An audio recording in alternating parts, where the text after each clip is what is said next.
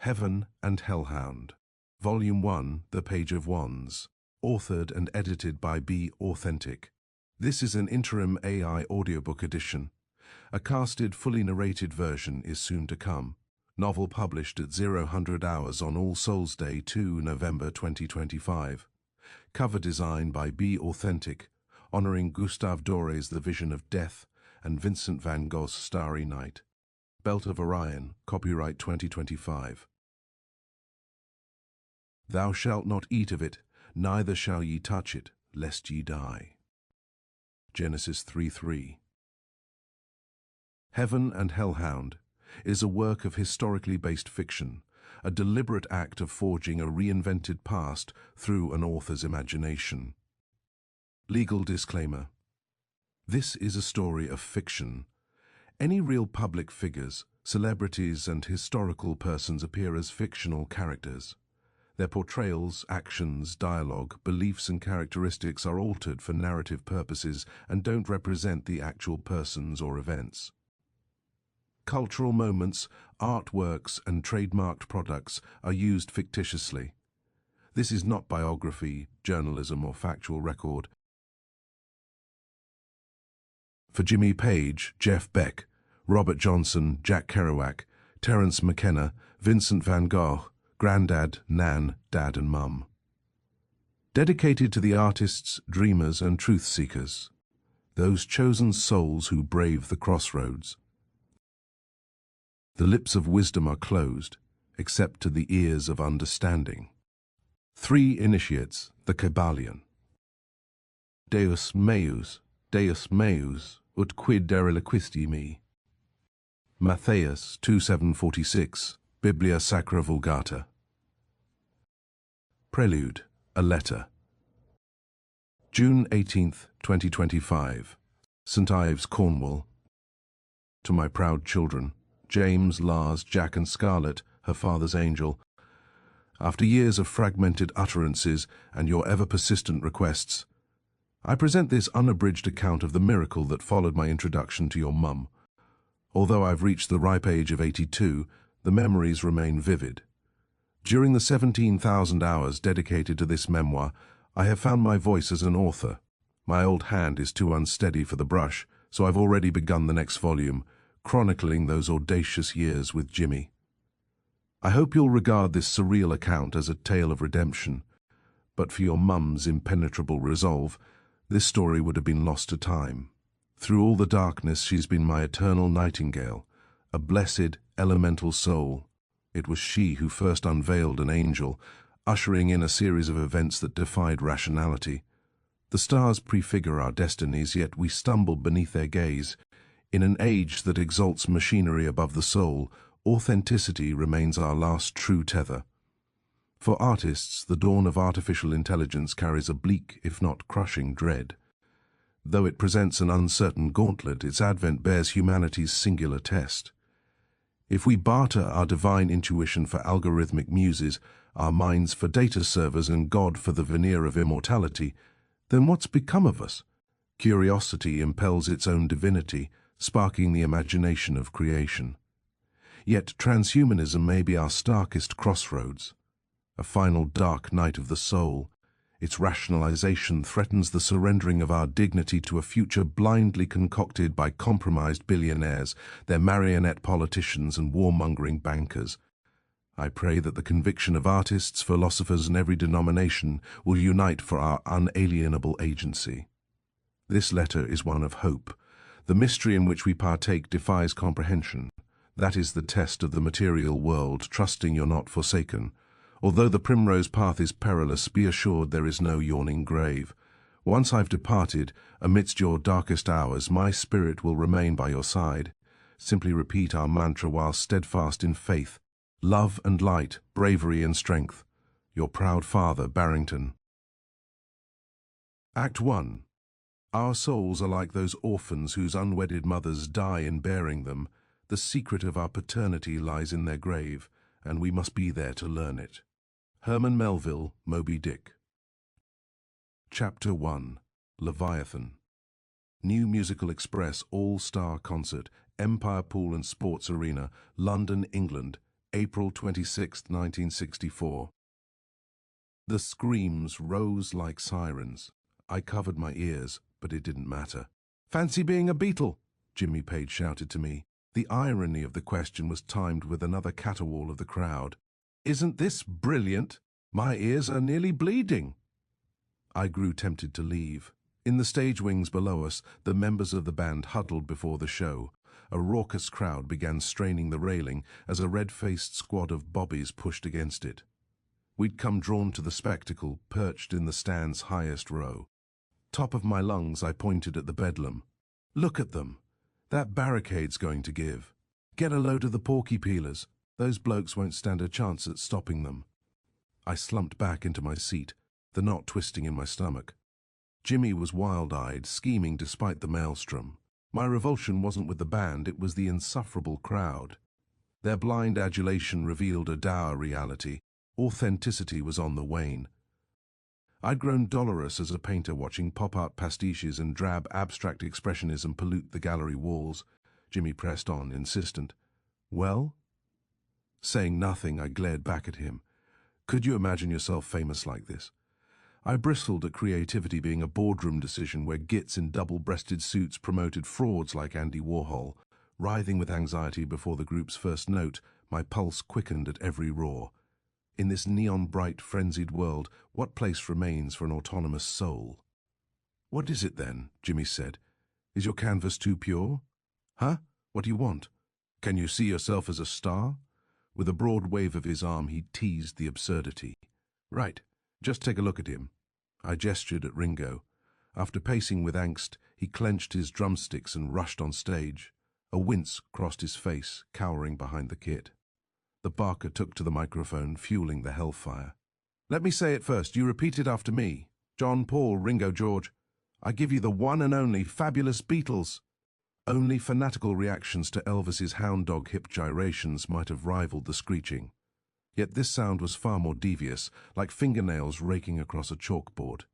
Bobbing their heads, the band counted themselves into a groove. While they were going through the motions, the music was inaudible.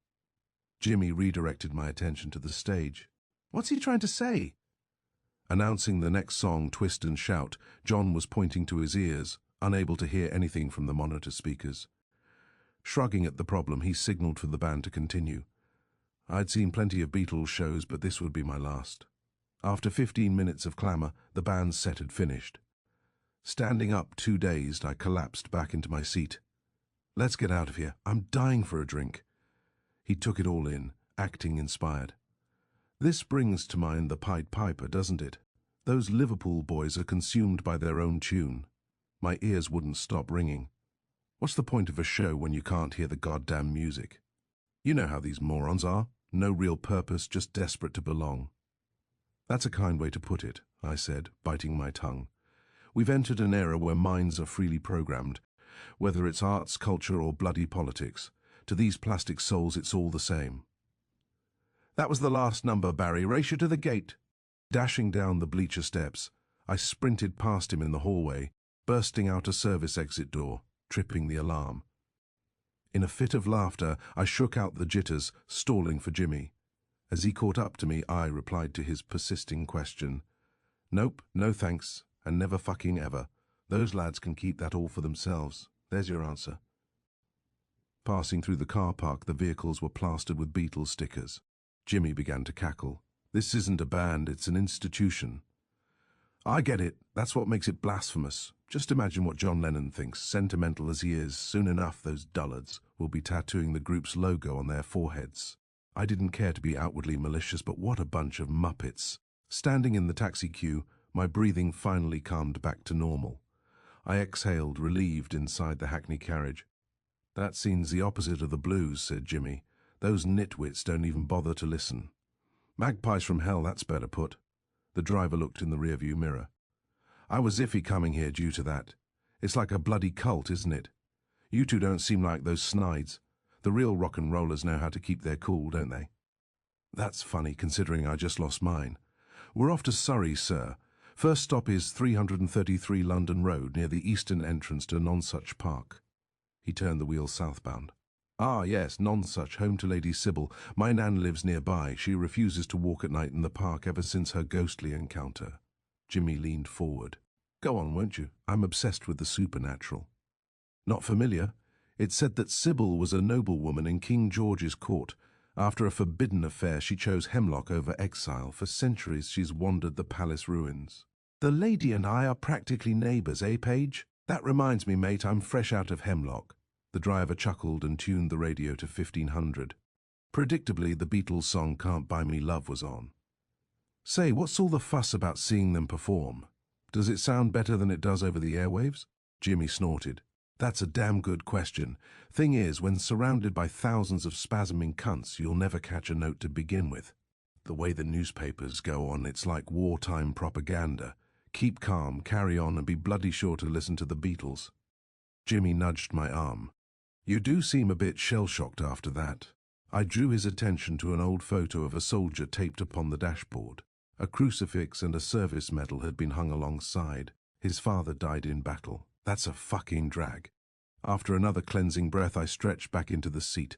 Right now, those blokes are being cornered backstage. I can't imagine how taxing all the attention must get. You dreamt of it once yourself, remember? Those abandoned bluesman ambitions aside, as I gazed out at London's lights, my artistic purpose fell into question. What fool risks such an invisible life, a painter's life, especially in light of my obligations to Mum? If I played guitar like you, I'd never touch another canvas. I can't tell if you're serious, don't be a bonehead. If I had your talent, I wouldn't waste my time suffering through all these pansy pop records. Fine, the money's dandy, but it's nothing of a legacy. Due to our ongoing banter, I couldn't discern if Jimmy really meant it either. I surely did, enamored by the purity of music, or at least a certain variety of it. Lost in my sentimental idealizations, I lit a cigarette. That's what's so powerful about the blues, wouldn't you say? By design, there's no room for bullshit. The way things are going, you'd have to sell your soul for something that's real. I dig that about you. You are one resolute artist. He passed me a cigarette. One day we'll baptize ourselves down in the Delta, purging all of England's demons. Then we'll head back upstream and celebrate in Sweet Home Chicago. As for the blues, one fact was certain. It flowed through the American South's veins before it was bled out the Mississippi. A world away, we considered the river's delta to be a musical mecca. It was a mystical place that spawned the most soulful songs in existence. Adding to the myth, finding those albums in England was a miracle unto itself. In particular, there was one bluesman who was notoriously elusive. After scouring every record bin in London, we grouched about it so often our lines grew scripted. I assumed the character repeating my worn part. Going down south might be our only chance of finding King of the Delta. Though a wistful dream, the mention of that hallowed ground gave solace. Jimmy looked over at me earnestly. There had never been another like Robert Johnson. The sound of his haunting guitar and spectral vocals captivated us.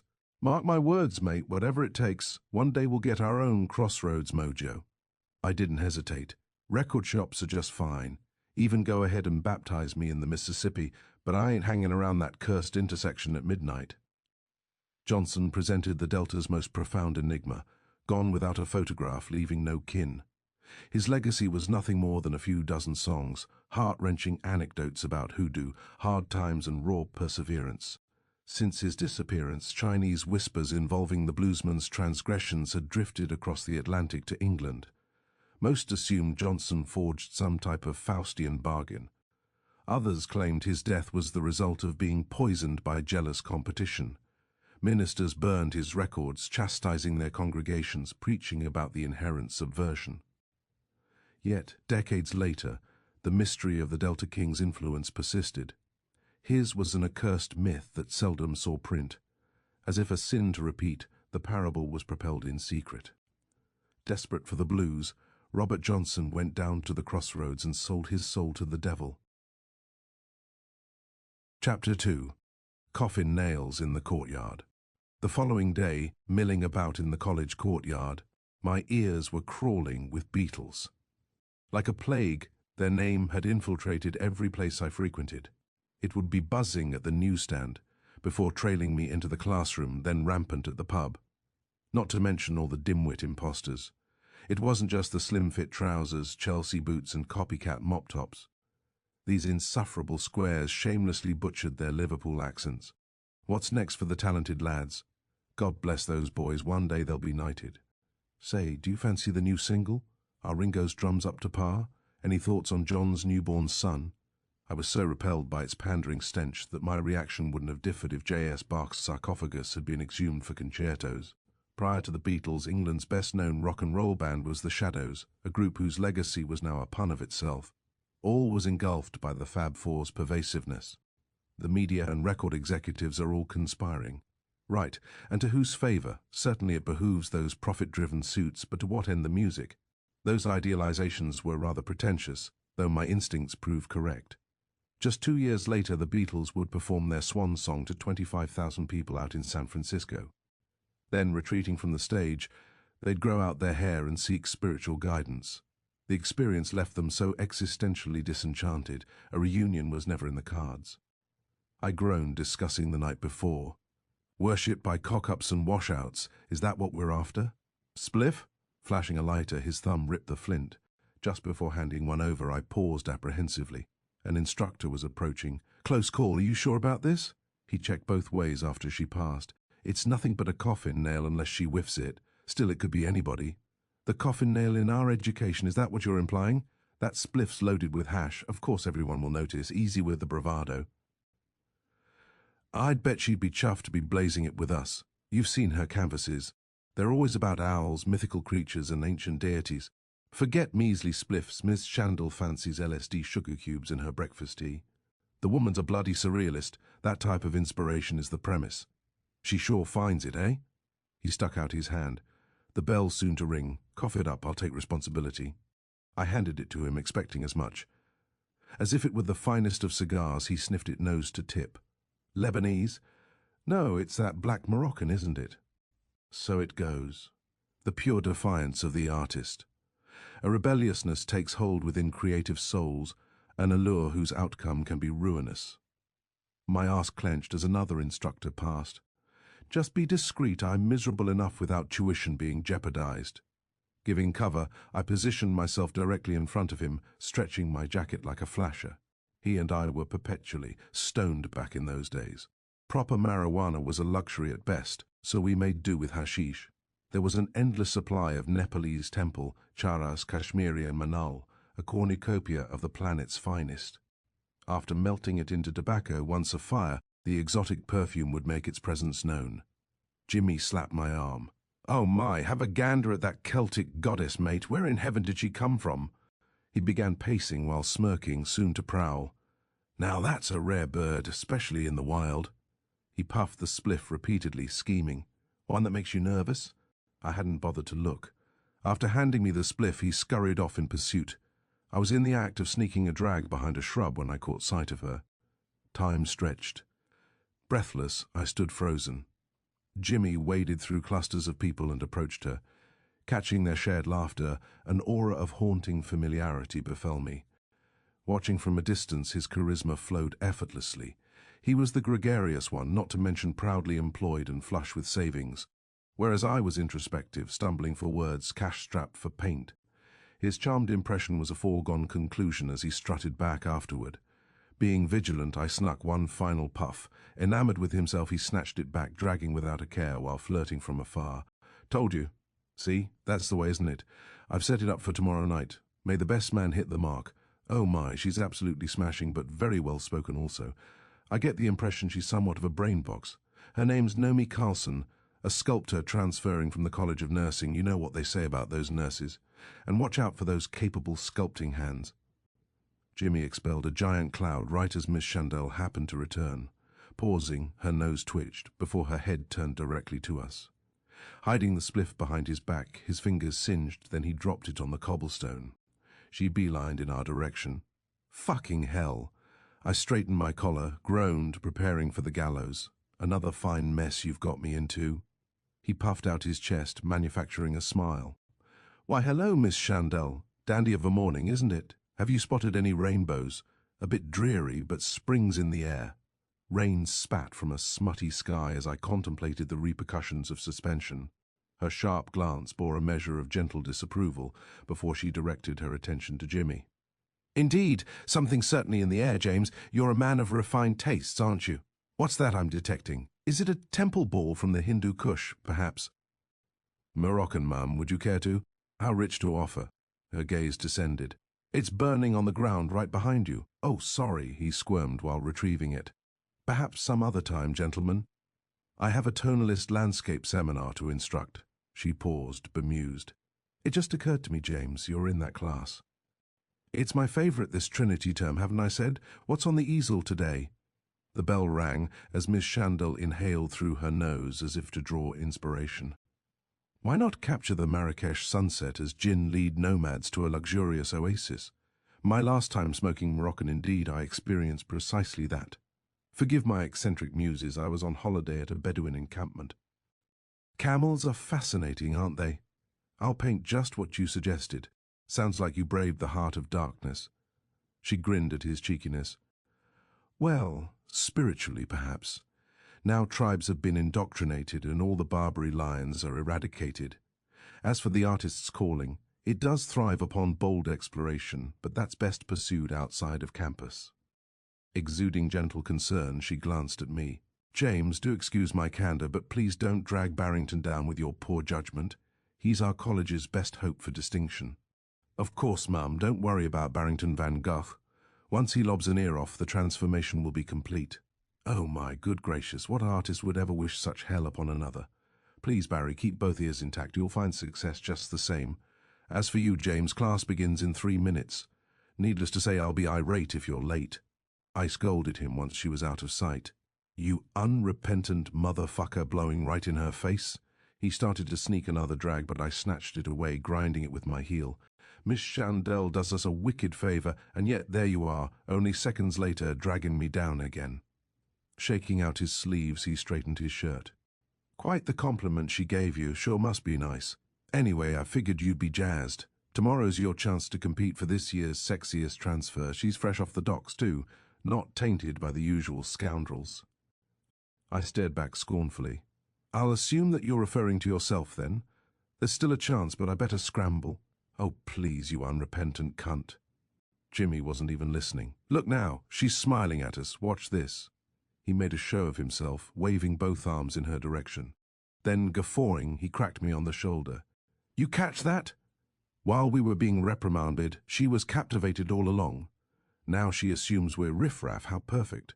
Nothing wrong with a modest hooligan reputation. You know women's libido, their true desire goes deep under the surface." As I looked in her direction for a nascent moment, our eyes connected. I turned abashedly away.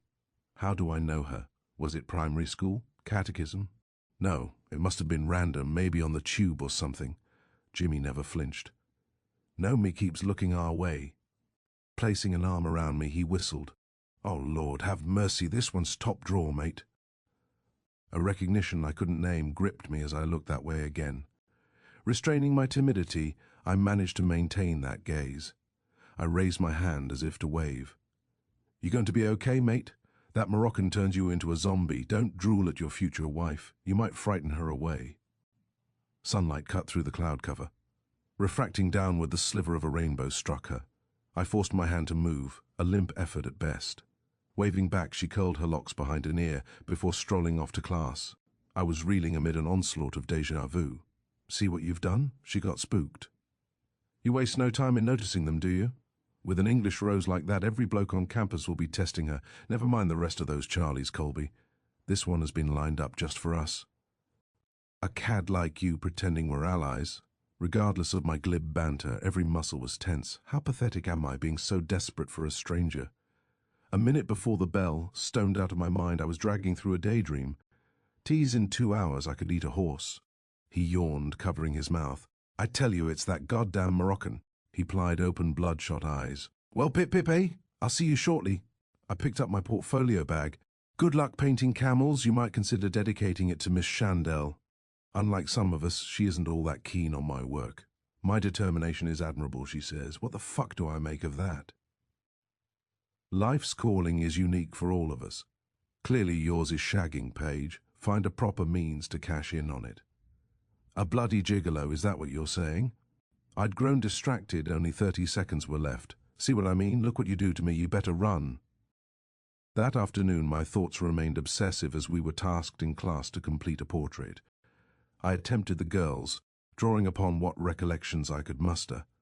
Passing my easel, Miss Chandel stopped. How inspired she is. The longing and familiarity are remarkably engaging.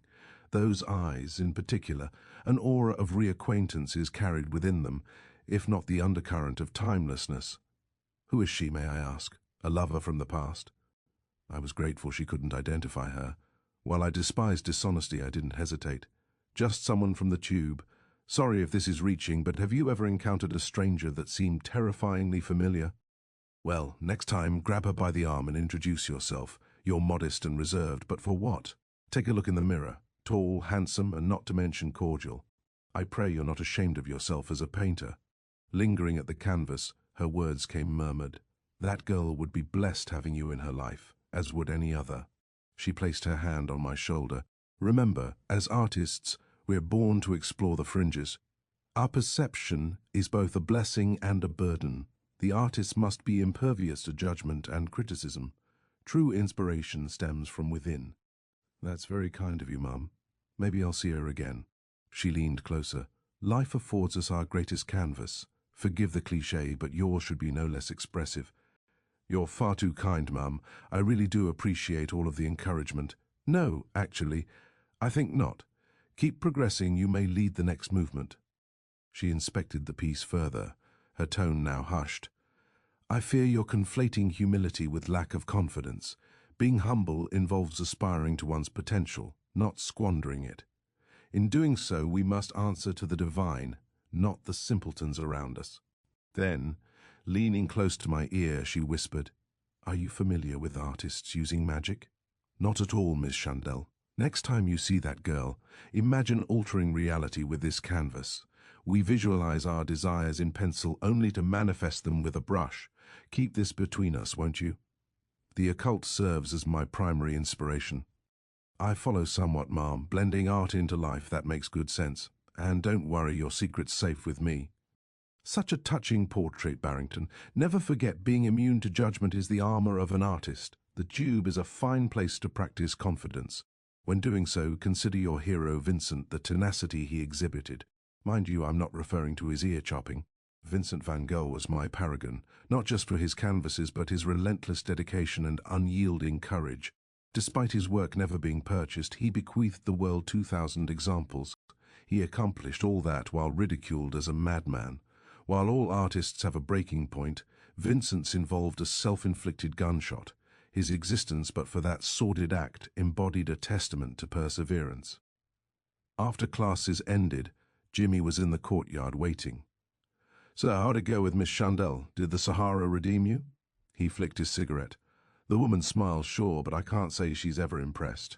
Rather than any compliments, she told me I'd neglected the jinn. Well, right. I'd never heard of them. They're spirits that wander the Sahara, apparently. Hold up. She says she saw a ghost in Africa?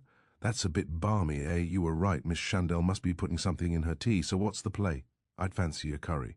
Shove your mushy curry. Anyway, the jinns appeared in a vision while she was sleeping in some oasis tent.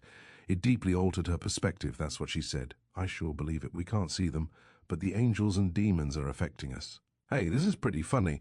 When I mentioned my fascination with Crowley, she didn't even bat an eye. Aleister Crowley was the most notorious occultist of the modern era. Not since John Dee, 400 years before him, had another magus garnered such a global reputation. Though, unlike the latter, Crowley's legacy had been marred by diabolical innuendo. During the 1920s, newspapers all across Europe and North America had deemed him the wickedest man in the world. Jimmy held his fascination after nicking a copy of the Book of the Law from Atlantis bookshop as a lad. Who reads the Beast 666 at age 12 like you did? Just seeing or hearing that man's name gives me the willies. They say it only takes a few pages to curse yourself. Where have we heard that nonsense, mate?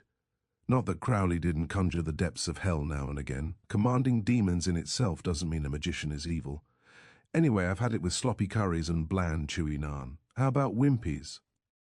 We had that yesterday. And 2 days before that, come to think of it.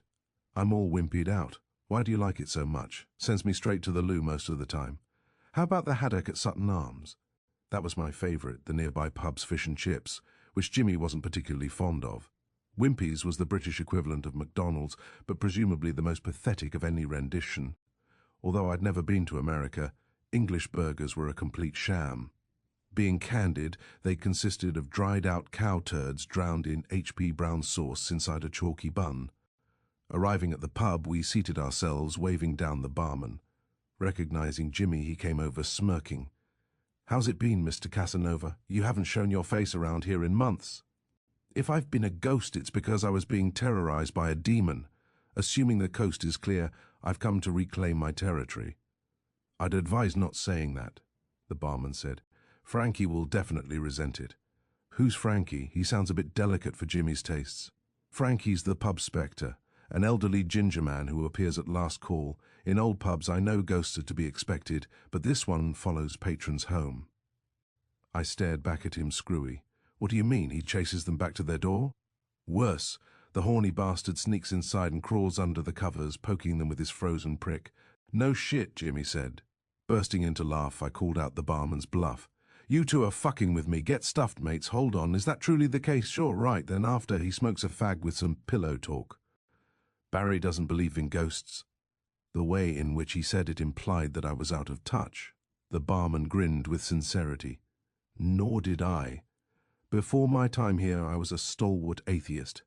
While locking up once, a bottle of gin poured itself into a snifter. The dirty pints didn't get washed until morning. "Good grace." I measured his earnestness. "And look, despite that, you're still working here." He scrunched his face. "Frankie's harmless, just a lonely soul desperate for a shag. But I'd be telling porkies to imply closing alone isn't spooky. I get goosebumps every time. The demon's name is Susan, that balmy Irish ginger-snap barmaid. You want the score on why I disappeared? Imagine the midnight horror. She was pounding on my bedroom window while another bird was busy gobbling my knob." I cackled, imagining. "Somehow there are no dead or alive posters for him. What's the old adage?" "Oh yeah, right, hell hath no fury." Jimmy thumped the bottom of his cigarette pack. "I never even bagged that goony bird, I swear on it." In dismay, he was left shaking his head. I'd hate to fathom the nightmare otherwise. "I'll bet she'd fancy mothering your baby," I said. "That must be your worst nightmare." Joining in, the barman said, "He's always taking the mickey, our good friend, isn't he? It's both demoralizing and inspiring watching him in action. In what world can a man born without shame be so blessed? Even worse, I sound like a jealous cunt going on about it." In between stitches, I said, "Trust, I relate all too well. Our fine friend must have a golden bell end." The barman nailed a punchline. "Or is it titanium? Too bloody rich." I was choking for air. Jimmy brushed it off. "It's all above board. No commitments are given, nor do I impinge upon other birders' affairs. Not in good faith, at least. You won't believe how deceiving women can be. One even stashed her wedding ring in a pence purse." I handed back the menu. "How does he manage? Earlier we agreed on his true calling, a gigolo for all the old biddies." "Chimney sweeping for all those pensioner checks? There are loads of war widows in sore need, eh, Pagey? You'll be retired by 30. "Ganging up on me, both of you blokes. Right, I see how it is. I came to Sutton Arms for fish and am being lampooned by my mates instead." "Balls busted over questionable harpooning, that's much more accurate," the barman said. "And for you, kind sir, would you like peas with your stalker? Susan's already committed, I'm afraid. She's waiting for Jimmy with knives in the kitchen." "I'll take the same lunch. Just hold the Susan, I beg you. Extra tartar and a bottle of vinegar makes me jolly. Skip the vinegar for me. I've had my fill already." "Fair enough, lads. I'll be sure Susan won't poison your peas." Taking the menus, he tapped them on the table, reflecting with me. "This saucy rake thinks it's all for sport. Just watch. One morning, after a blinder, he'll wake up in a menage a trois with Frankie and Susan." "Imagine that horrifying baby," I said. "A ginger Jimmy that's twice as randy and triple balmy. Show care karma is a real bitch." Walking off, he shouted at the kitchen. "Susan, sharpen up the cleaver. Your favorite order is up." "Speaking of harpooning," Jimmy said after he'd gone, "what's your strategy tomorrow with the strawberry tart?" I fiddled with my cigarettes, shrugging my shoulders. "She has me skiving, no shit. Calling her strawberry tart. You're such a bounder. Say, how was she so giddy with you yesterday? I'm at a disadvantage already, aren't I? He laughed mildly, acting sheepish. I asked if she was in my class, posing as an instructor. Then I told her that if we went out for a beer, she'd be getting perfect marks. For a brief moment, she looked at me like I was the devil incarnate. Such a scandalous fucker you are. What if she broke down in tears? He seemed quite pleased with himself. It was too priceless watching her transform. She drifted from pleasant to horrified before realizing it was nothing but a ruse. Shame on you, he's right, better watch out for karma. Except she found it wickedly entertaining. You wondered why she giggled, didn't you? Seems narky. Why is that necessary? He looked at me pathetically. Look, whatever success we manifest demands a defiant outlook. The law of attraction works like magic. Visualize what you want and force it into fruition. That's very esoteric. Sounds like you've been talking to those yogi gurus in the park. Show care, Jimmy. They might be visualizing themselves poking up your bugger. You haven't met her, yet you're this offended. Come on, it was her first day. Fuck those manipulative mind tricks, save those for the pub trollops. Are you being protective? That whole shtick wouldn't have worked otherwise. For tomorrow, why not prepare some lines? It's not difficult, just come up with something clever and be sure to memorize it. I scoffed. Few of us have your magic. That's not it at all, it's a mindset. In either case, it's a form of deception. What happens when the spell fades away? He looked back as if I were a dunce. When the show's over, a magician does his vanishing act. Never mind the box jumpers, those come and go, mate. Maybe so. Despite not having met, I ached to be the one she'd choose. Though I was nothing of a pick-up artist, brinksmanship ran afoul to my nature. Following a precarious childhood, I valued treating others with unabashed honesty. That's what I loved most about the blues. It always tells the truth. Chapter 3. Nightmarish Premonitions. I awakened at the witching hour, distressed, my psyche raw from a nightmare. Wiping my forehead, I rolled out of bed and peeled my soaking shirt. Standing before the bathroom mirror, the facets of the dream receded as an owl hooted through the window. Its nocturnal call jarred loose the dream, causing it to unspool in my mind like a cinematic projection. I looked on as a hillside manor was engulfed by flames beside a lake. Under a gibbous moon, the fiery imagery reflected across the water's surface. A subhuman baying broke out from within the inferno as glowing eyes took shape. Come on, Barry. Every dog has its day, even you. Jimmy had already finished his morning spliff when we met at the cafe before class. He leaned over the counter, ordering for us. Tea with a lump and 2 creams, please. Another for my mate, but skip the sugar. Cheers. Once sitting at a table, overly anxious, I singed my lips. Frustrated, I set the cup down. Never mind going easy on me, just treat the girl with dignity. Let's not jockey at her expense. That stings, you're implying my intentions are shifty. I fixed my glare at him, sipping tea. Don't drag me down with your depravity. Miss Chandel's advice was on the mark, wasn't it? I was busting bollocks, but my sentiment about the girl was sincere. Outside of his heartbreaks, the man wasn't a scoundrel. My reaction was irrational. Obtuse as it was, this time it felt personal. Count on it, then. Let's anoint her Queen Nomi, Sutton's most precious damsel. You know where to stick it, King James. He pressed his lips, sipping tea. Consider your approach. You saw how it went yesterday. Just try something outrageous. Ask her to have a gander at your portfolio. Then, once she agrees, just whip your banger out. Well said for a dickhead, but that's a pathetic tip. To your flaccid point, it's not just the canvas where you're outgunned, is it? See? What the fuck was that? A triple inversion of Todger puns? Bravo, sir. Some tidy work too, might I say. Try that with the birds, lad, and they'll be pecking at your pecker. Good grief, Paige. Okay, give it a rest. It kills the vibe when you talk like that. I suppose you could ask her out first. Just go piss off. He finished his tea, standing to leave. Miss Chandel thinks you're going to be a star. Why not lure Nomi in with that? Despite worldwide prestige, esteemed universities like Oxford and Cambridge had never produced any notable painters. Nor had Sutton College, but it was free of hubris and the fees were reasonable. Early on, I romanticized art school as a bastion of inspiration. Much to my chagrin, the muse was conspicuously absent from the syllabus. Technique and repetition reigned supreme as innovation had vanquished. With all the lengths you go to chasing women, why not leverage the guitar? Nobody at school has any clue about your hits. That's a well-kept secret, my other gig, isn't it? You know how it goes. Once they know I'm a working musician, people wouldn't take me seriously as a painter. As for Jimmy's brushwork, when compared to his talent on the guitar, it was subpar. But unlike him, I'd gone all in without any fallback plan. Failure would be catastrophic. Although the praise was generous, it did little to alleviate my disillusionment. Why am I doing this, and for what? What if I fail miserably? Why would I be any better than the others? So quit already. Just go find a dependable job. In this bastard of a life, you've already suffered enough. Jimmy had earned a reputation as one of London's finest guitarists. Despite not being famous, his fingerprints were all over the airwaves. At just 20 years old, he was already saving to buy a house. For the first time, I shared my eerie déjà vu with him. She and I met before. At least that's what it seems like. As if it were a buried memory. How bizarre. Noticing the hour, he yawned. "Drink your tea, Gov. I can't have you dragging me down being tardy again." Eyes swollen from the hashish, he straightened his collar. "As for her being familiar, nice one, that's a proven line. Why not run with it? That's how the law of attraction functions. Just simply fool yourself until it happens." "You just invented that bullshit, didn't you? I'd be a fool to assume you're ever being serious. Here's what I'm saying if you'll bother to listen. What if it's meant to be like fate and I do something that fucks it up?" "What's the deal, Colby? Why are you so desperate?"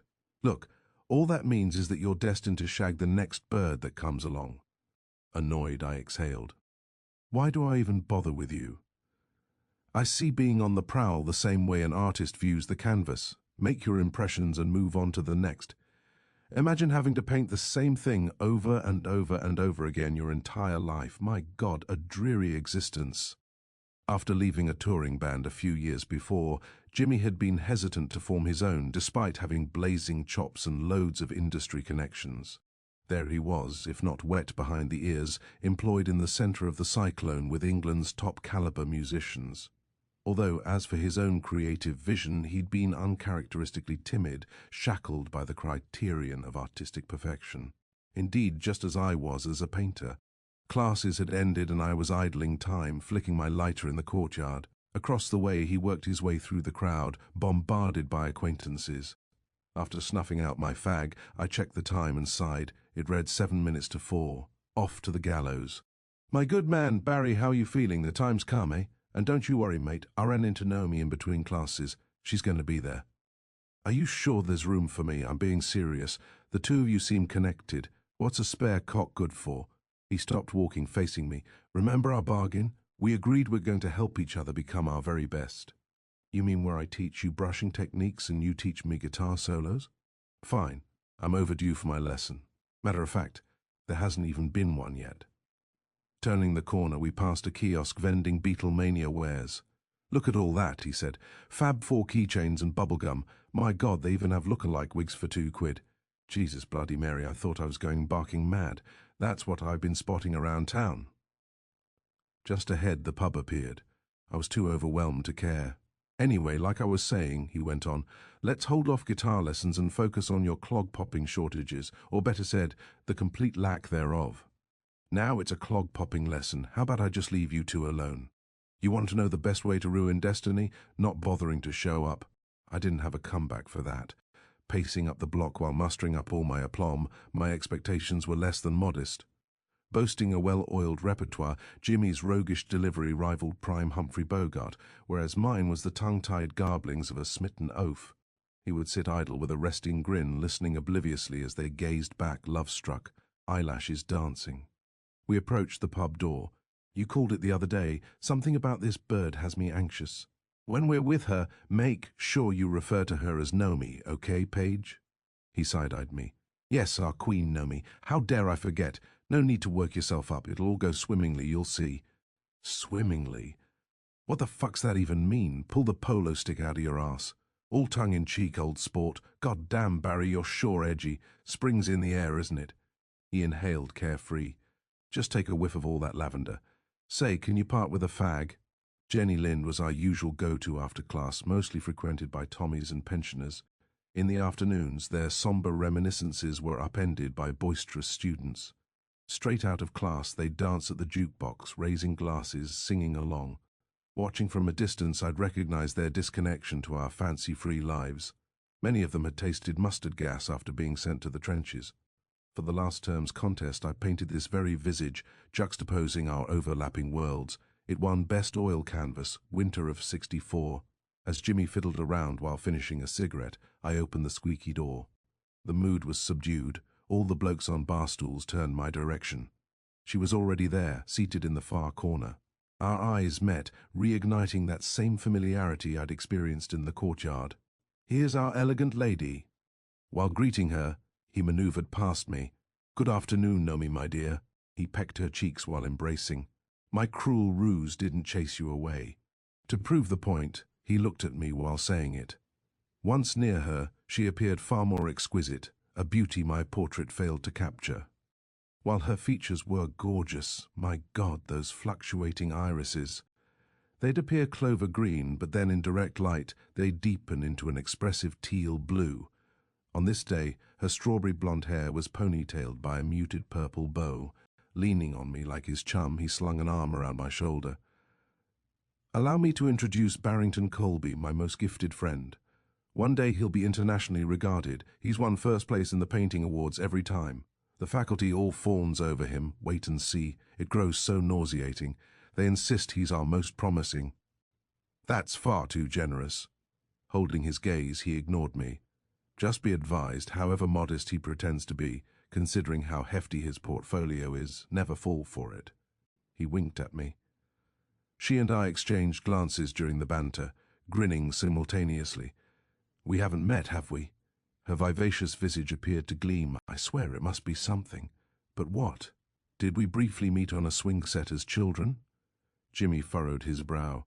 "You two know each other? Didn't you mention being new to the West End, love?" It wasn't just me, our connection was apparent. Meeting a woman like Nomi, how could one forget? I leaned in to embrace her, as if we had done so untold times in some other existence. As her body pressed upon mine, our union ignited a flash of reminiscence. Pulling me closer, she seemed to cling on a moment longer. Though fleeting, I knew it wasn't simply fortuitous. Our love had long existed predestined. Baffling as it was, we'd been reunited after untold eons apart. Suggesting that would be crazy. Rather, I pretended she was a stranger. Maybe in this life, but not in any other. Chapter 4. Pub Palmistry. I'd painted Noemi's portrait, drawing from those brief, distant glimpses. Now, with her an arm's length away, I studied every nuance. Weighing my work, I promised myself that I'd paint a truer rendition. Yet, her very radiance exceeded the medium. Such beauty is too beguiling for pigment or frame. I lost myself within the subtleties. The way the light struck her hair's copper undertones, the elegance of her contours and those entrancing eyes. It's quite the rapport the two of you have, taking turns as the foil, a bit like Jerry Lewis and Dean Martin. "He's the bestest friend I ever had," said Jimmy.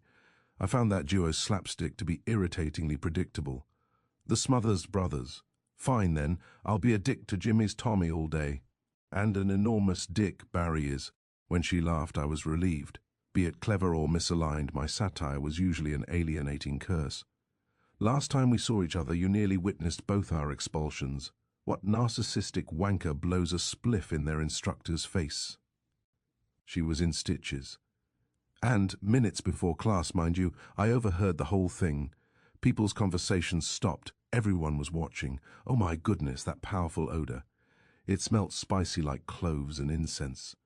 He had plenty of warnings, didn't you, Paige? I predicted the outcome beforehand, of course.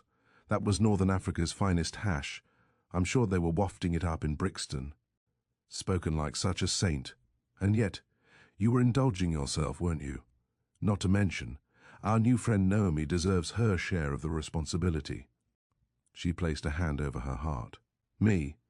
Of course, for being such a stunning distraction.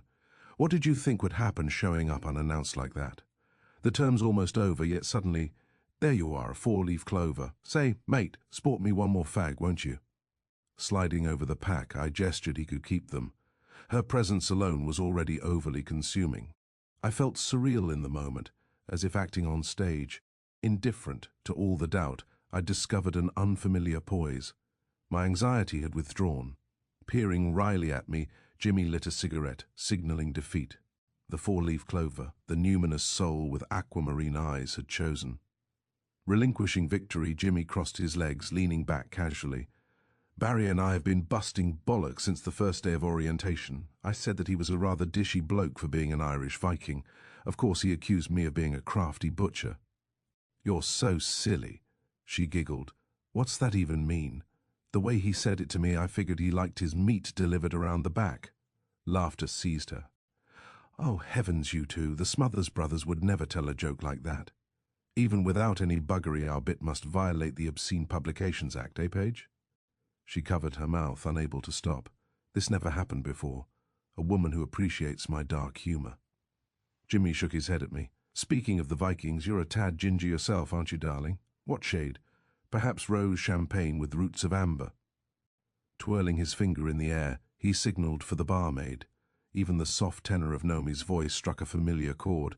"I'm Swedish, but our clan stemmed all along the Norwegian border." He grinned and winked. "At least our lassie isn't a bog-trotter. You see how Paige is? While complimenting you, he insulted all of Ireland." He crossed his legs and ashed his fag. "Barry fancies making me out as a mangy influence. What makes it far worse, the faculty all concurs." "Is this the case?" Adrift within her mesmeric gaze, a meagre nod was all I could manage. Well aware, she smiled in return. Reaching over, she touched my hand.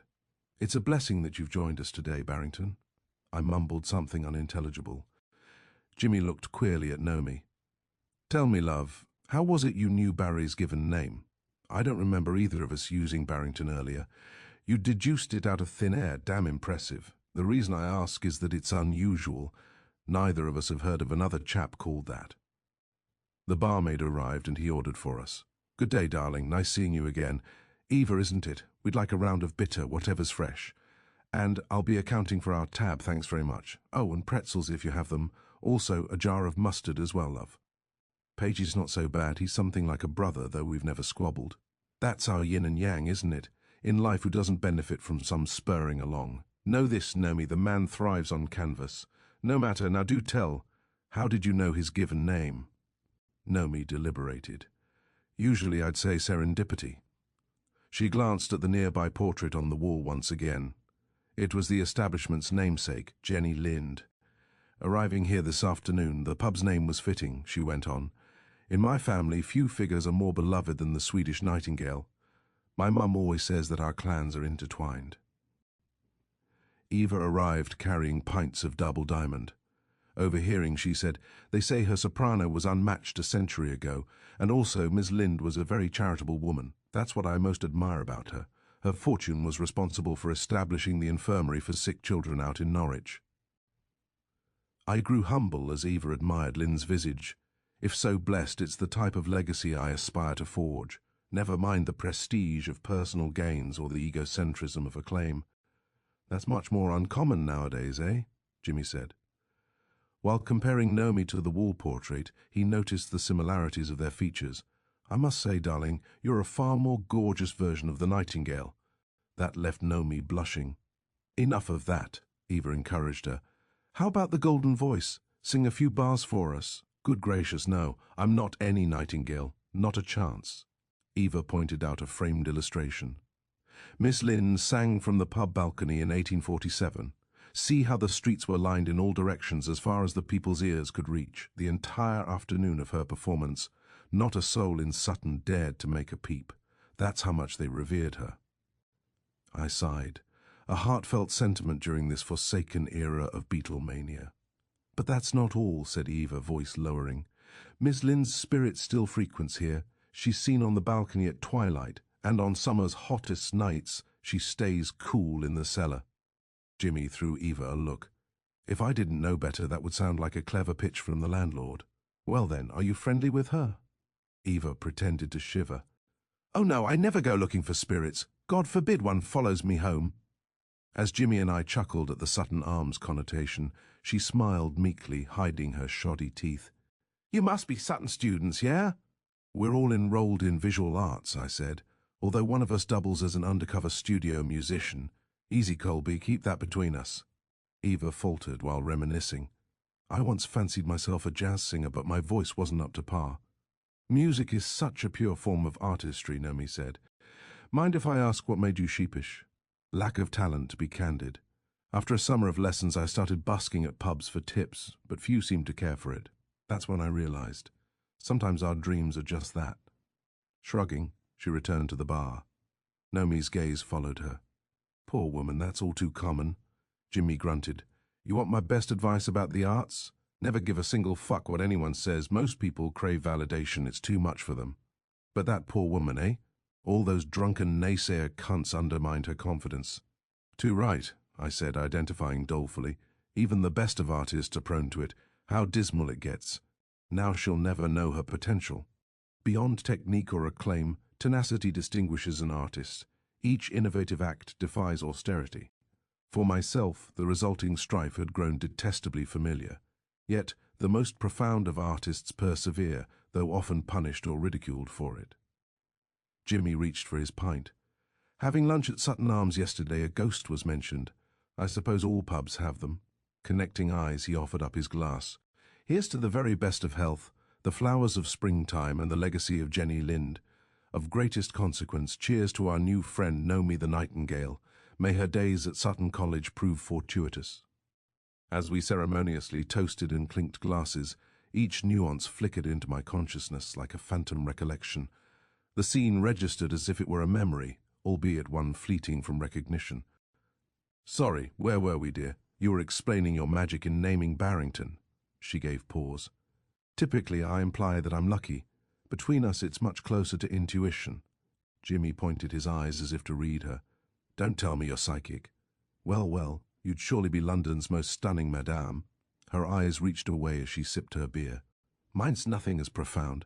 My mum's side comes from a long line of Christian mystics known as cunning folk. Heard of cider magic? Can't say I have, although I will say I'm quite intrigued with the occult. Have spirits communicated through you? She winced subtly. My nan does channel, though I've chosen to stay away. It's a burden for many. I thought of my nans. One always kept me at a distance, the other vanished with my dad. Are you close with her? At that mention, her face brightened. Nana Elna is my favourite soul. She's been living with us since I was young. To answer Jimmy's question, she's a modest sort of medium who takes pride in helping her clients. You don't say, said Jimmy. Those abilities are known to be uncommon. I've read some books on the subject, not that I'm an expert. While speaking, she'd look at me with measured gravity and restrained elation. I caught that nuance. She senses it too. If not for Jimmy, I'd just ask her directly. Nanny knows more than she should. Her eyes are telling. I don't know how she manages with all the expectation. She spoke of the matter without a shade of novelty. Just like her nan before her, she's a counsellor of sorts that offers spiritual guidance. As for spirits, there's no need for special abilities. Anyone can call on them if they're foolish enough. Jimmy pushed aside his pint. Hold up. What do you mean exactly? The ether is well known to be fickle. Even with all her familiars, Nan has to be careful. She's a soothsayer of sorts, then, I said. Sorry for the silly question, but does she ever use a crystal ball? No, nothing like that. For Nan, it's all visualized. She says it's like a movie screen that plays inside her mind. The theatre was where I learned what little I knew about the matter. The term occult itself still rang foreign. I'd long been curious, though with reasons unlike most. You're saying that ghosts tell your Nan secrets? There are things I sure wish I had the answer to. Jimmy leaned in. I'm keen with reading about magicians like John Dee. What about spellcasting? Come on, be honest, she must do a little hocus-pocus from time to time. Not like you're thinking. Nana does fortune-telling, healing, and finds things that go missing, but much of her work involves emotional support. She often says people are inclined to avoid confronting the shadow within them. Finger spinning the air, he signalled the barmaid for another round. She's a Jungian philosophical witch, then. A friendly one, I take it, like Glinda in The Wizard of Oz. And tell us, darling, what about yourself? Your nose looks exquisitely chiselled and your skin isn't green, thankfully. That cracked her up. Goodness, I'm nothing of a witch. Something much less. Come clean about knowing Barry's name, won't you? Today I've proven to be rather psychic myself. Her eyes drifted to mine. Okay, yes, I've inherited her sixth sense to a small extent, if that's your implication. Show us. Maybe you got lucky once. After ruminating for a second, she extended her palm to mine, requesting, Barrington, may I have your hand? She certainly is saucy, Barry. A marriage proposal already. Is Jimmy always so dramatic? Taking my hand, she caressed it. I melted as her touch traced a line, one resonating beyond the reach of time. She gazed up at me, eyes unabating. Sorry, mind if we switch hands for a man? I need the left. Jimmy drew closer. We've found ourselves a professional, haven't we? Then do mine, won't you? Promise me, come on. Isn't she just glorious? He winked at me again, genuinely pleased. I won't forget this. Both of you are forever indebted to me. My only demand is that your firstborn son be named James. Cor blimey, I said, easily embarrassed. Now the comedian thinks he's a fortune-teller. Nomi's breath caught while inspecting my palm. Your heart and fate lines suggest a lavish, extended future. Look, do you see this? It foretells a path leading to immense transformation. Enlightenment does eventually occur, after immense struggle. The more insufferable the despair, the more consequential the outcome. I know that might sound generalized, but a palm like yours is rare. It signifies the life of a truth-seeker. Well, I sure fancy the last part. Having said that, let's swap out the despair and struggle. Jimmy produced a palm. Now give me a go, won't you? I've always wanted this done. I pass by the shops but never go in. He needs advice for his love life, as in what to do when they band together in retaliation. Jimmy gave a look. You're so gracious for this introduction. Appraising at his hand, for a moment she didn't say anything. After a time she looked up at him, appearing at a loss. Then she gazed at his lines once again before releasing. I've never seen anything like this. Has it never been explained to you? He shook his head. She directed his attention, tracing. See the fate line diverging from the sun line? The two are twins in that one marks success and the other, reputation. And, dare I say, yours scream Hollywood, if that makes any sense. Perhaps it implies that your musical future is quite bright. How splendid. Very well then. More details would definitely be appreciated. He finished his pint and stood up. Right then. I'm off to meet a bird over in Epsom. I shook his hand. She stood up and embraced him. Pleasure to meet you, Nightingale. Dare I ask, are you a practitioner of tarot? Naomi hesitated. Here and there with friends. He became euphoric while she gazed amusedly at me and projected a conviction. Oh my, what have I done? You see that? I was right again. I'm quite psychically gifted. As a matchmaker, undoubtedly, wouldn't you two agree? Just wait until you're wrestling with baby Jimmy. Hours passed, and soon Naomi and I were outside the pub saying farewell. Beneath the flowers of a magnolia tree, her aura began to radiate, accentuated by twilight's magenta rays. It happened to you too, didn't it, Barry? Nothing like this has ever happened. Spontaneously. A kiss. Chapter 5. The Page of Wands. With Jimmy's Tinseltown fortune left undetermined, we met at his flat that weekend. An evening of tarot would precede our attending the Yardbirds concert at the Marquee Club in Soho. Returning the introductory favor to him, Naomi had invited Chloe, her preternaturally beautiful friend. I stood transfixed as their conversation brought Naomi's upbringing to life. Preparing for the coming reading, wine flowed and the incense trails drifted. Tasked to command the hi-fi, I played my most treasured jazz album, John Coltrane's My Favorite Things. Compared to most people's collections, Jimmy's was stupendous. Being too poor to afford them, our introduction had been a blessing. He wasn't from money, but his studio gig raked in 50 quid a week. At the first note, Chloe called the tune. I'm so in love with Train. This is such an inspired record. McCoy Tyner's keys are tops, aren't they? A jovial ponytailed brunette, Chloe's unassuming demeanor tempered her ravishing features. Like Naomi, her persona was without the airs of a debutante, clashing with her Carnaby Street stilettos and houndstooth shift dress. After acing her national examinations, she was awarded a full scholarship to St. Mary's Hospital Medical School. She was thrown into the fray that day, seated next to Jimmy on the sofa opposite us. He stared feverishly at her, lurching closer. Speaking, his voice took on a flirtatious coo. Our new physician friend is very cosmopolitan. I'd say she's savvy with the best of jazz. Please don't get her rambling on about Miles Davis. The good doctor suffers from chronic Miles mania. Leaning his body into hers, he facetiously consoled her, sliding his hand near her garter. I'm so sorry, love. You must be suffering terribly. Don't worry, I have just the cure. A hot Sam Cooke injection. She glanced over at us, bemused. Is he being fresh? By any means, he's not a doctor's doctor, I said, but in these sorts of situations, he always prescribes rhythm and blues. Jimmy leaned closer. Do understand, this is a highly experimental treatment. Giving full disclaimer, the cure itself can grow very addictive. Oh my, she said, palm pressing her cheek. Next to me, Naomi's eyes were rolling. My arm around her, I drew her closer. Don't feel responsible. How could you have known his depravity? After all, you only met this dodgy bloke a few days ago. Heaping on the irony, we laughed twice over. Faces inches apart, Jimmy and Chloe were engaged in a test of will. After 30 seconds, her eyelashes batted in submission. He whispered something again, but this time she slapped his arm, feigning scorn. I see, so that's how you see your future, being extremely naughty. Kicking her heel up on the cocktail table, she lit a cigarette, pretending to be slighted at his antics. Exhaling, leaning back, she exuded the femme fatale coquettishness of film noir. Turning his way again, she gazed resolutely, determined not to flinch. A minute passed, and he sighed in surrender. There's an old American line my nan once repeated to me, Chloe said. Buy me a shot of rye, I might let you take me to dinner. Naomi reprimanded them. You two are already going on like that. Here's your fair warning, Jimmy. Since medical school started, our doctor's been a caged animal. Jazz is bad enough. Don't dare ask her about the neurological basis of consciousness. That's her thesis. Sounds a bit heady for Mr. Hollywood, I said. Go on then, what's your next line? Jimmy hustled an arm around Chloe, pulling her into the moment.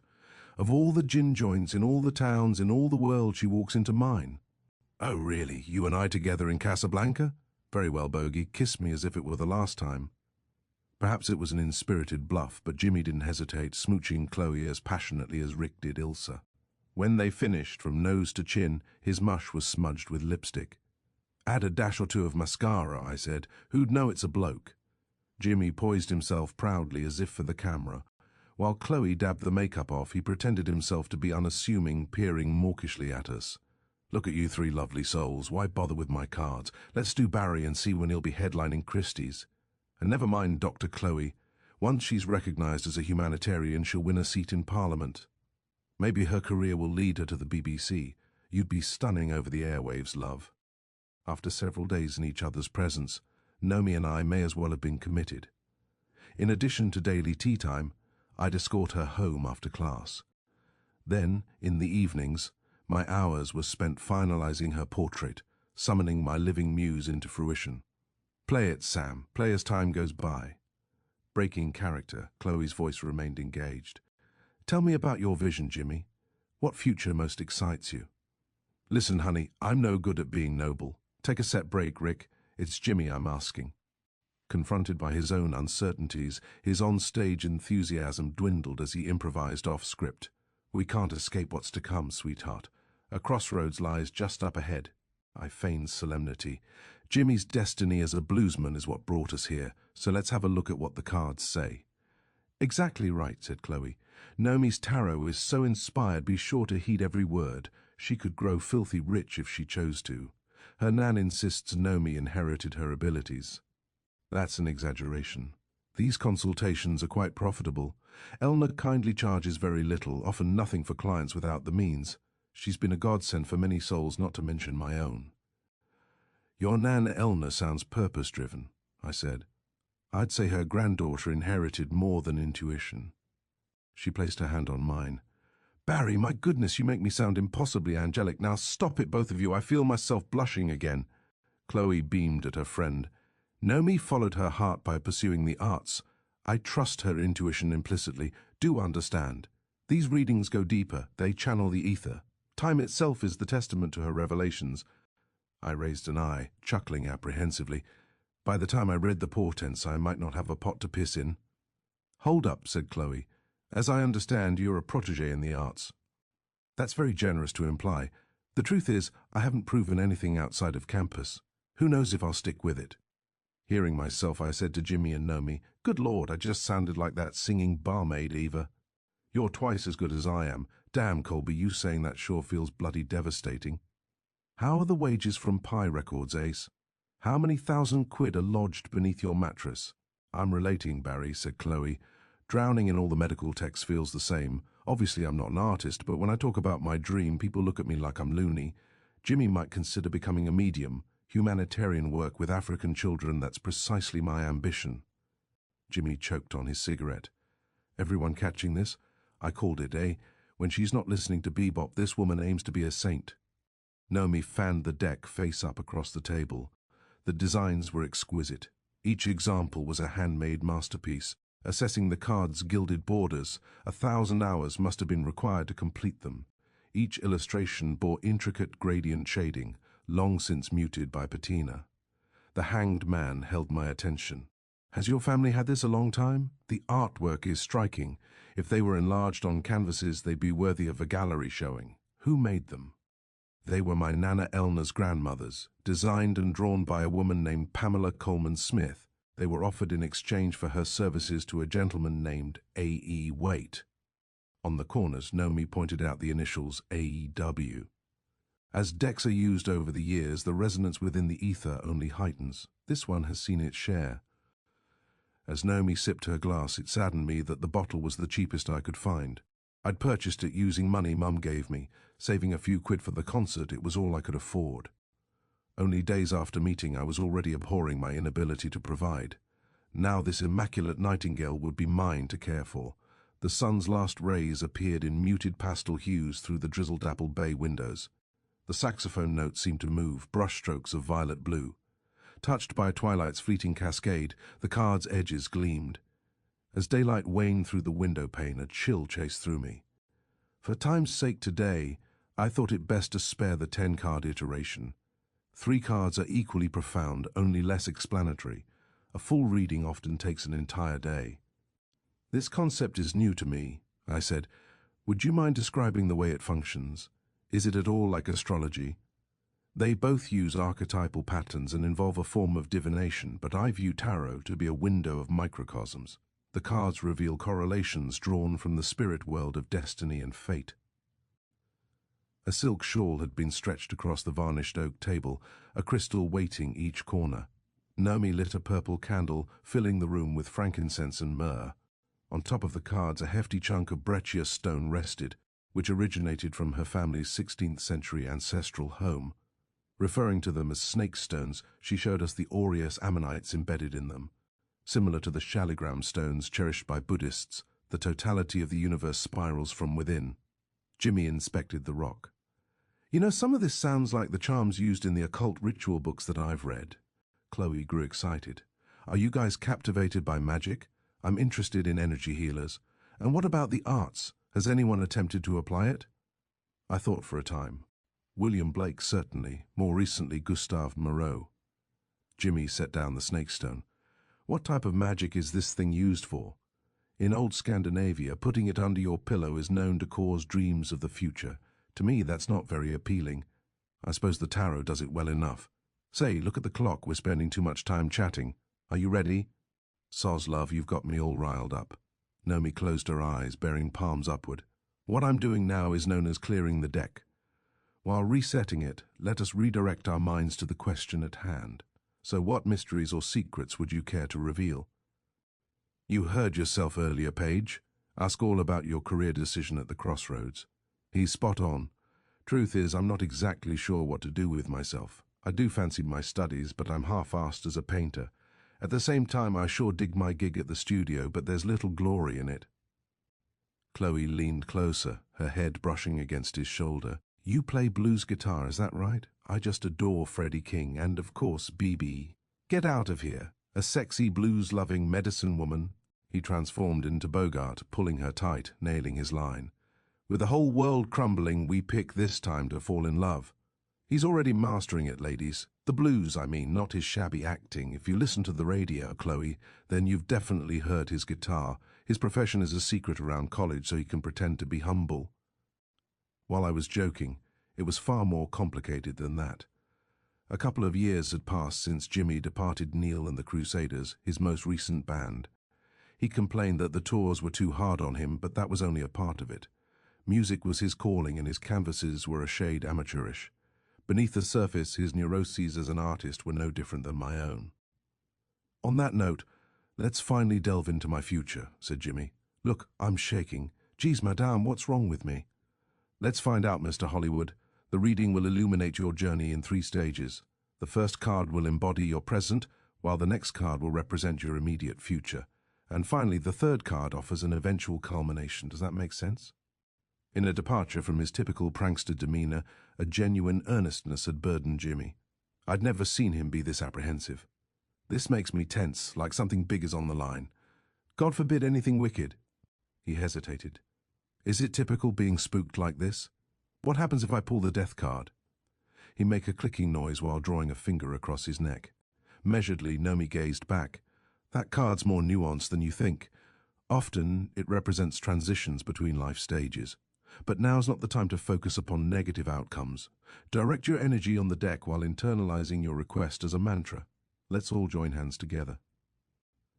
It was reminiscent of a cinematic séance scene. As minutes passed, I did just as she suggested, directing my intention on the tarot. The sun began breaking low through the grey-cast sky, mirroring us as shadows on the wall behind us. After assembling the deck, Nomi presented it face down. Please don't rush your selection, Jimmy. The card should be calling for you.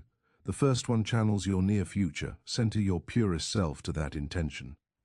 As for occultic magic, Jimmy had long been an enthusiast. Just the evening prior, inebriated at the pub, he was rambling on about the misconceptions surrounding mysticism. Impelled by Nomi's palmistry, he had visited the Atlantis bookshop and bought Aleister Crowley's The Book of Thoth. This must be the hard part. Fidgeting, he dithered over what card to pick. The pressure was no less intense for me. Feeling unwell, I'd set my wine aside. Upon recalibrating his mind, he pulled the card furthest right. Glancing at Nomi, shrugging his shoulders, he took another, the one that was most left. Appearing strained, he tapped his toe, too perplexed. Now I'm forced to pick one from the middle. Making light, I piled on the angst. You better choose wisely. You'll be dealing with the outcome for all eternity. He tossed me a stink eye. How about this, smartass? No matter what the next card is, you're coming along with me for the ride. Better hope it's not death. Did this wanker just curse me? Reaching to choose one, he caught his sleeve on the edge of the table, knocking over his wine, the dark liquid seeping into the vintage shawl. The splashing droplets marred a single card, but the heirloom was ruined. Shit. I'm such a clumsy dunce, so sorry, darling. Let me run to the kitchen for some rags. Ah, fuck, I know, this is a real mess. Just 1 second. Glaring at him like a scoundrel, I corralled the liquid with my hands. Did this shawl come with the tarot? She was casual about it. The cards weren't affected. Even when stained, my great-great-grandmother's shawl still holds its sentiment. Hearing that, I winced. I'm really sorry. Once Jimmy returned, Chloe kindly assisted with the cleaning. Seeing the card with red markings, Nomi left it aside to dry. Like droplets of blood, they struck me as ominous. Instinctively, I picked up the card and assessed the damage. While the color was fading, it required a touch-up. Turning it over, it depicted a skeleton riding a pale horse, stepping over king and court. This was death, Tarot's contemptuous 13th card, its most baleful harbinger. In my hand, I bore its scythe. As if threatened to be cursed, I turned it over in haste. Darkness consumed the windows as night descended. Nomi lit a candle. It was time to reveal. Let's see what cards found you. Please begin by turning the first one selected. As Jimmy flipped it, my attention heightened. Fittingly, it was the Page of Wands. Nomi looked flatly at him and giggled. Well, there you have it, Mr. Hollywood. What could be more serendipitous? This has never happened to me, come to think of it, leading with a card that bears the individual's surname. The card portrayed a young man poised in a barren desert with sandy ground and distant pyramids. He wore a feather in his cap, while gripping a large staff with both hands, gazing at it with awe. Quite the girthy magic wand. Is the bloke having a toss? You've chosen your own. What are the chances? He gauged the deck. 1 in 69? 4 in 78, said Nomi, his ribald humour garnering giggles. In Jimmy's case, the tarot has 4 cards named Page. Will you please flip the next one, Mr. Page of Hollywood Wands? I'm starting out as Page in the present then, right? Very well then. Let's see where the future leads me. He turned another over, revealing the Hermit. He winced, assuming the draw was flaccid, as did I. To my uneducated eye, All the medieval symbolism was nebulous. Unlike him, Nomi saw it as momentous. The Hermit. Quite the decisive second card, considering the first. Interesting. That only left Jimmy more anxious. Tell me then, darling, what's this hermit business really about? Living in a cave would be tortuous for a feral creature like myself. I prefer to be more of an on-stage persona. He looked at me perplexed. Wouldn't I make a miserable hermit? At minimum, I'd need a few birds around. You'd be better off dead, Page. Good luck with the next card. He turned the third, the King of Pentacles. A fine match, I said. As king, you'll have your pick of damsels from the court. This time, amid Nomi's reaction, a distinct expressiveness lingered. She started to explain, then appeared to internalize, seeming oblivious to her surroundings, nibbling her nails. Minutes passed as we waited, the record reaching the end. Chloe went to flip it, as Nomi's focus remained distant. How peculiar. Then she hesitated again, expressing surprise before closing her eyes. Occasionally she'd open them, throwing baffling glances at Jimmy as if to visually confirm the whisperings. I gripped the wine glass so taut it threatened to shatter. My gut churned with an impenetrable precognition that these cards would intersect with my life. And yet, the reading wasn't mine. Chloe's eyes urged patience, but Jimmy couldn't manage it. Well then, Madame Nomi, talk about suspense, tell us, what is it? Leaning anxiously off his seat, he obsessed over his 3 cards, frustrated to decipher them. Whatever the workings of Nomi's method, she'd assumed a glazed mien. Did you notice? Her voice was subdued. The King of Pentacles. It came reversed. What's the significance? We'll get to that, but let's begin with the first card, the present. Page of Wands evokes qualities of ambition and desire. The suit's archetype is that of a mischief maker, or perhaps an innovator, often someone bohemian. Pagey, you are quite bohemian. Those represented by this card bestow a humble facade, but don't be fooled. This person is a future leader serving an apprenticeship. Jimmy, is this you now? Chloe was mirthful from the wine. I'm not sure I understand. I get that he's the page. What does this wand represent? I laughed at her buzzed facetiousness. Oh, wow. This tarot is much better than the Casablanca rerun. Jimmy whispered something else to Chloe. She blushed, laughing, looking at him again, hiding her eyes for effect. Listen to you. This man doesn't know how to behave himself. Nomi cleared her throat. We've nearly finished, you two. He straightened himself. I'm one rude client, sorry, madame. She directed his attention to the card. The hermit presents a student identifying a wise teacher, a figure representing vast knowledge. It's meant as a metaphor to the isolation high on the mountainside. That correlates to the task of reaching it. His face soured. A crabby geezer wanking alone in a cave? She's being serious, so stop it, said Chloe. There's profound meaning if you just listen. The reading she gave me was so accurate you just don't understand. Considering the cards that you've drawn today, Bogey, it's best that you pay careful attention. Apologies, Nomi, I promise I'm listening. This card carries grave meaning. Receive it with measure. It suggests you will locate the key to a matter you have sought out for a long time. Whether a teacher, a lesson, or some vital knowledge, this decisive nexus lurks in your future. You say there's a key, though, eh? Not the door type. Your future self is implied by the King of Pentacles. The king signifies an accomplished man that's engaged in worldly affairs. Centuries ago, this was called the Midas card. I'm sure you've heard of the allegory. His greed cursed his daughter and turned her into a statue. How rough for the girl. Fortunately, I'm daughterless. She let him revel. Despite the inherent peril, this card shows a grand opportunity. Whether the result is ultimately desirable or becomes catastrophic relies upon your decisions. This narrative fits tidy with your mention of a crossroads. Hearing those words, he applauded, duly impressed at her serendipitous semantics. Bravo, Madame Nomi. I say bravo. When I make it to the crossroads, I'll come back as London's best bluesman possessed by the Delta's juju.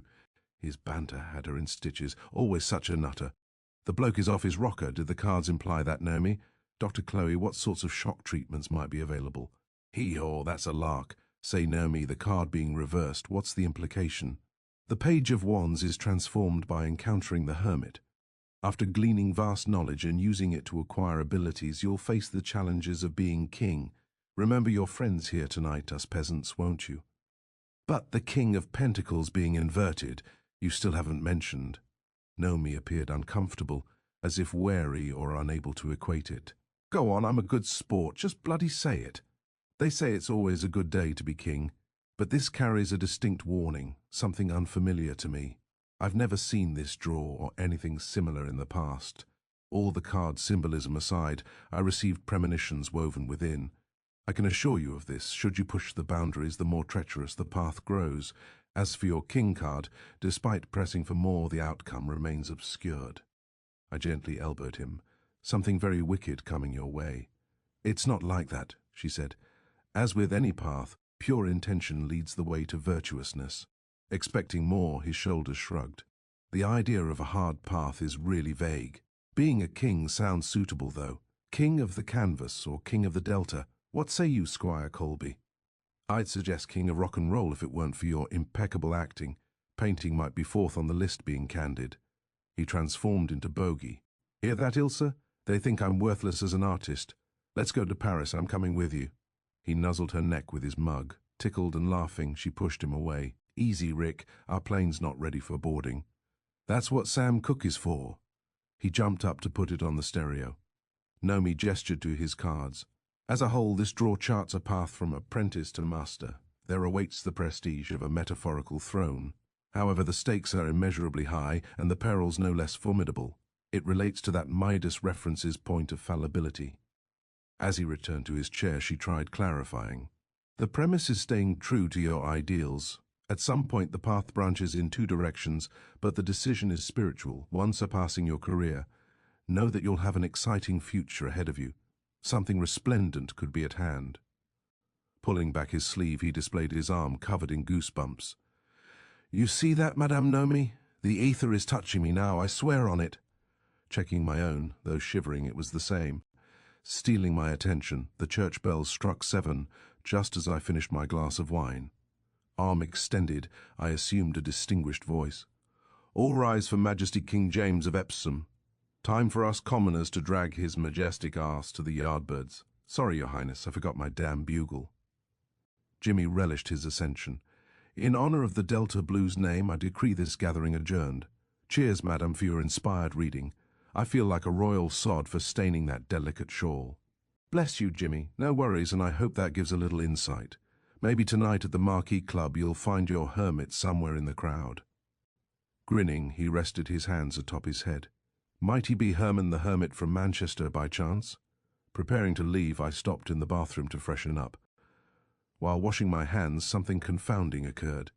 In the mirror's reflection, a silhouette lurched above my shoulder. Around 5'8", its figure absorbed the light. Assuming it was a prowler, I spun around, but the bathtub was empty. In all my life, I'd never experienced anything similar. Without an iota of doubt, its reflection was distinct as seeing my own. It occurred so fast there wasn't time to be startled. I returned to the living room, lighting a cigarette, dragging hard off it. Chloe paused the conversation. What is it, Barry? I peered back down the hallway tepidly. Everyone in the room grew hushed, cognizant of my worry. We all stood frozen, listening to the ominous ticking of a wall clock. I stared back at Chloe and Jimmy before bridging my gaze with Noemi's. Stone the crows, I've just seen a ghost. Chapter 6. In the Cards. Sunday was Mum's day off from the shop. After cooking us a tasty hot pot for lunch, she spent the day in the parlour, reading and playing solitaire. Needing a break from painting, I came downstairs and sat beside her. As she shuffled an old deck of playing cards, I contemplated the tarot reading. Remember Nomi, Mum? That girl I've been seeing? Of course, son. I'm anxious to meet her. She's really special, I think. I know it's not even been a week, but I feel close to her. Mum set her cards down. It makes me so happy hearing that. It sounds like Nomi was destined to find you. I nodded, hesitating. And her nan is a professional medium. Nomi not so much, although she gave Jimmy a tarot reading. Did she? What's in the cards for that talented lad? How long until he's our next Beatle? Be sure to ask him that, won't you? I'm sure he'd really fancy that. His first card was named Page of Wands. How funny, eh? Then the last card was called King of Pentacles. That one has him fantasizing about life in a castle. I used to read cards, you know. Not that I was any good at it. That was before your father left. That's her way of saying she never saw it coming.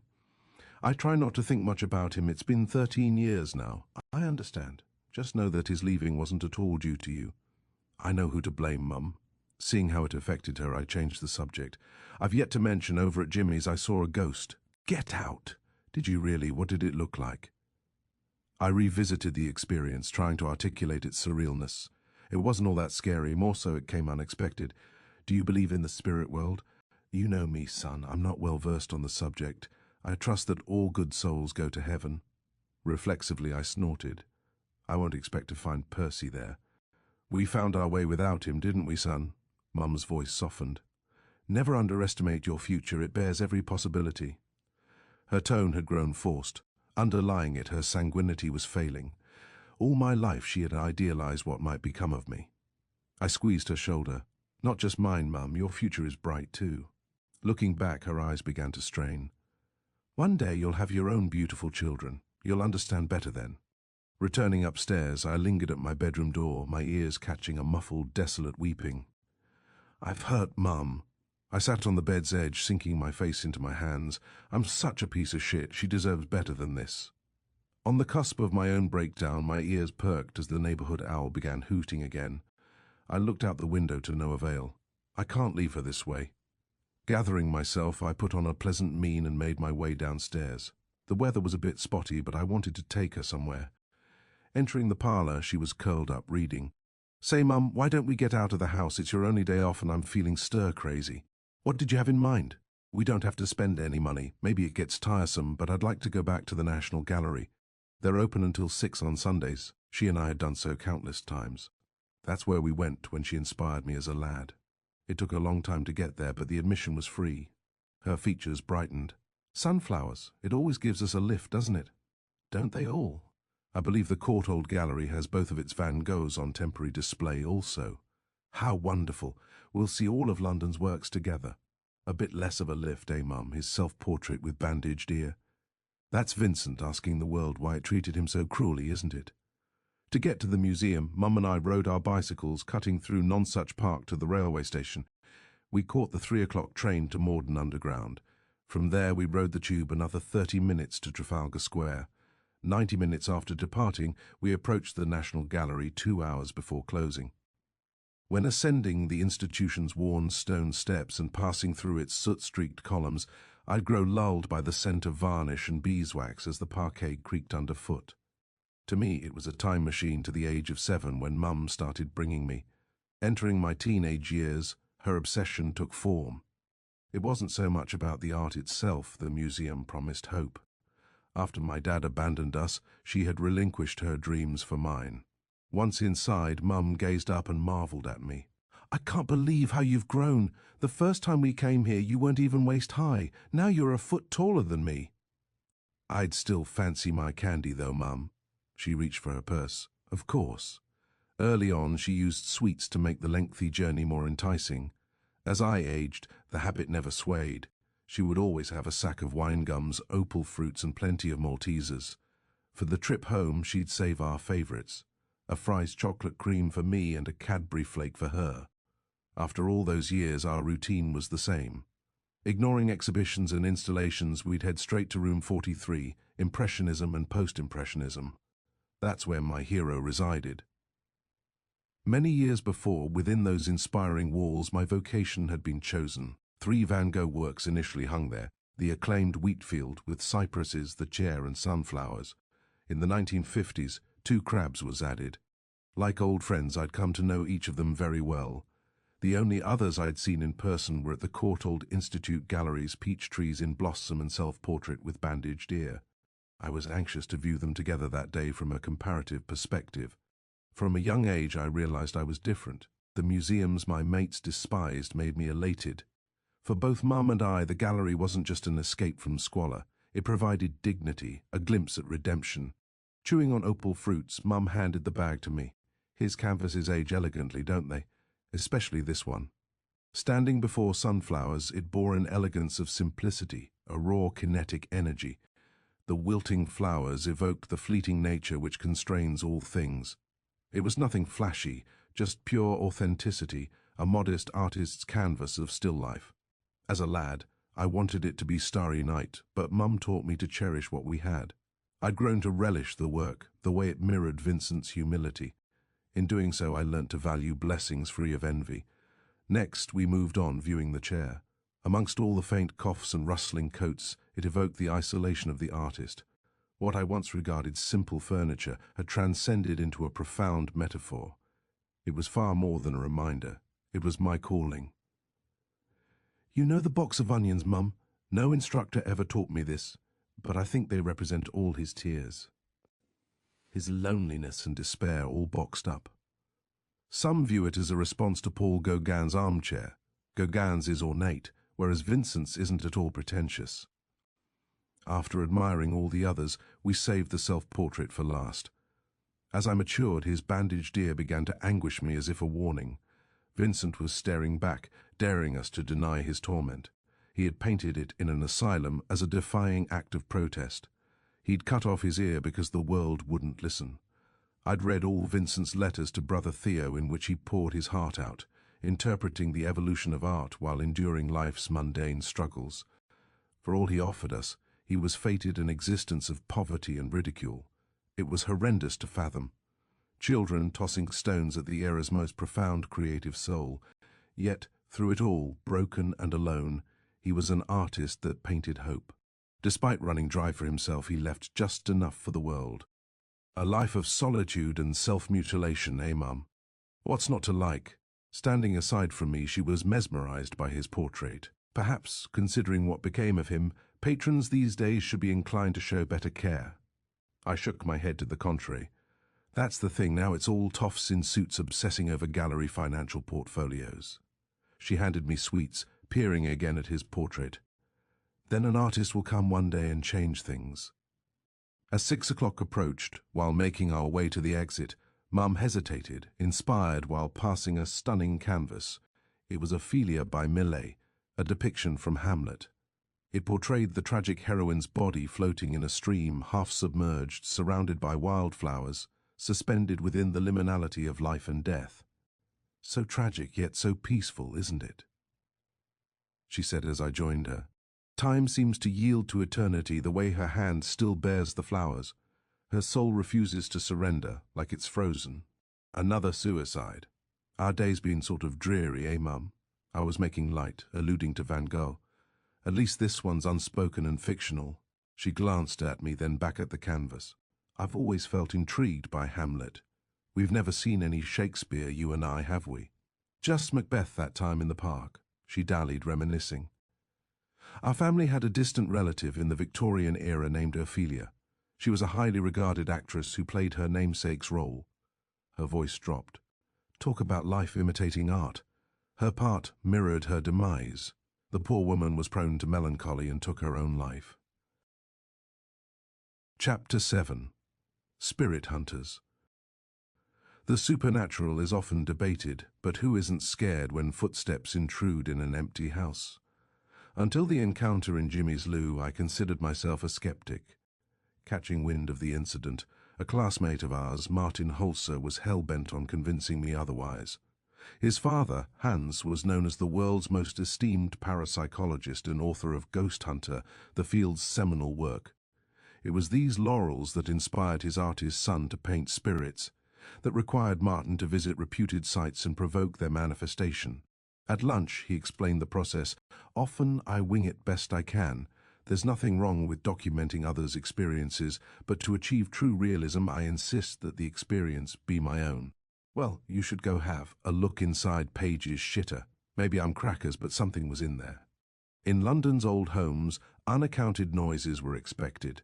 Be they footsteps, wall knockings, or inaudible whispers, as a lad, Mum would always wink, attributing it to the neighbours. The phenomenon itself never held my interest, but I often thought of the ramifications. I'd become spiritually disenchanted during the intervening years, my skepticism congealing into certainty. Outside of a body, they're as real as you and I, Martin said. Don't believe it? Then I dare you to join us tonight.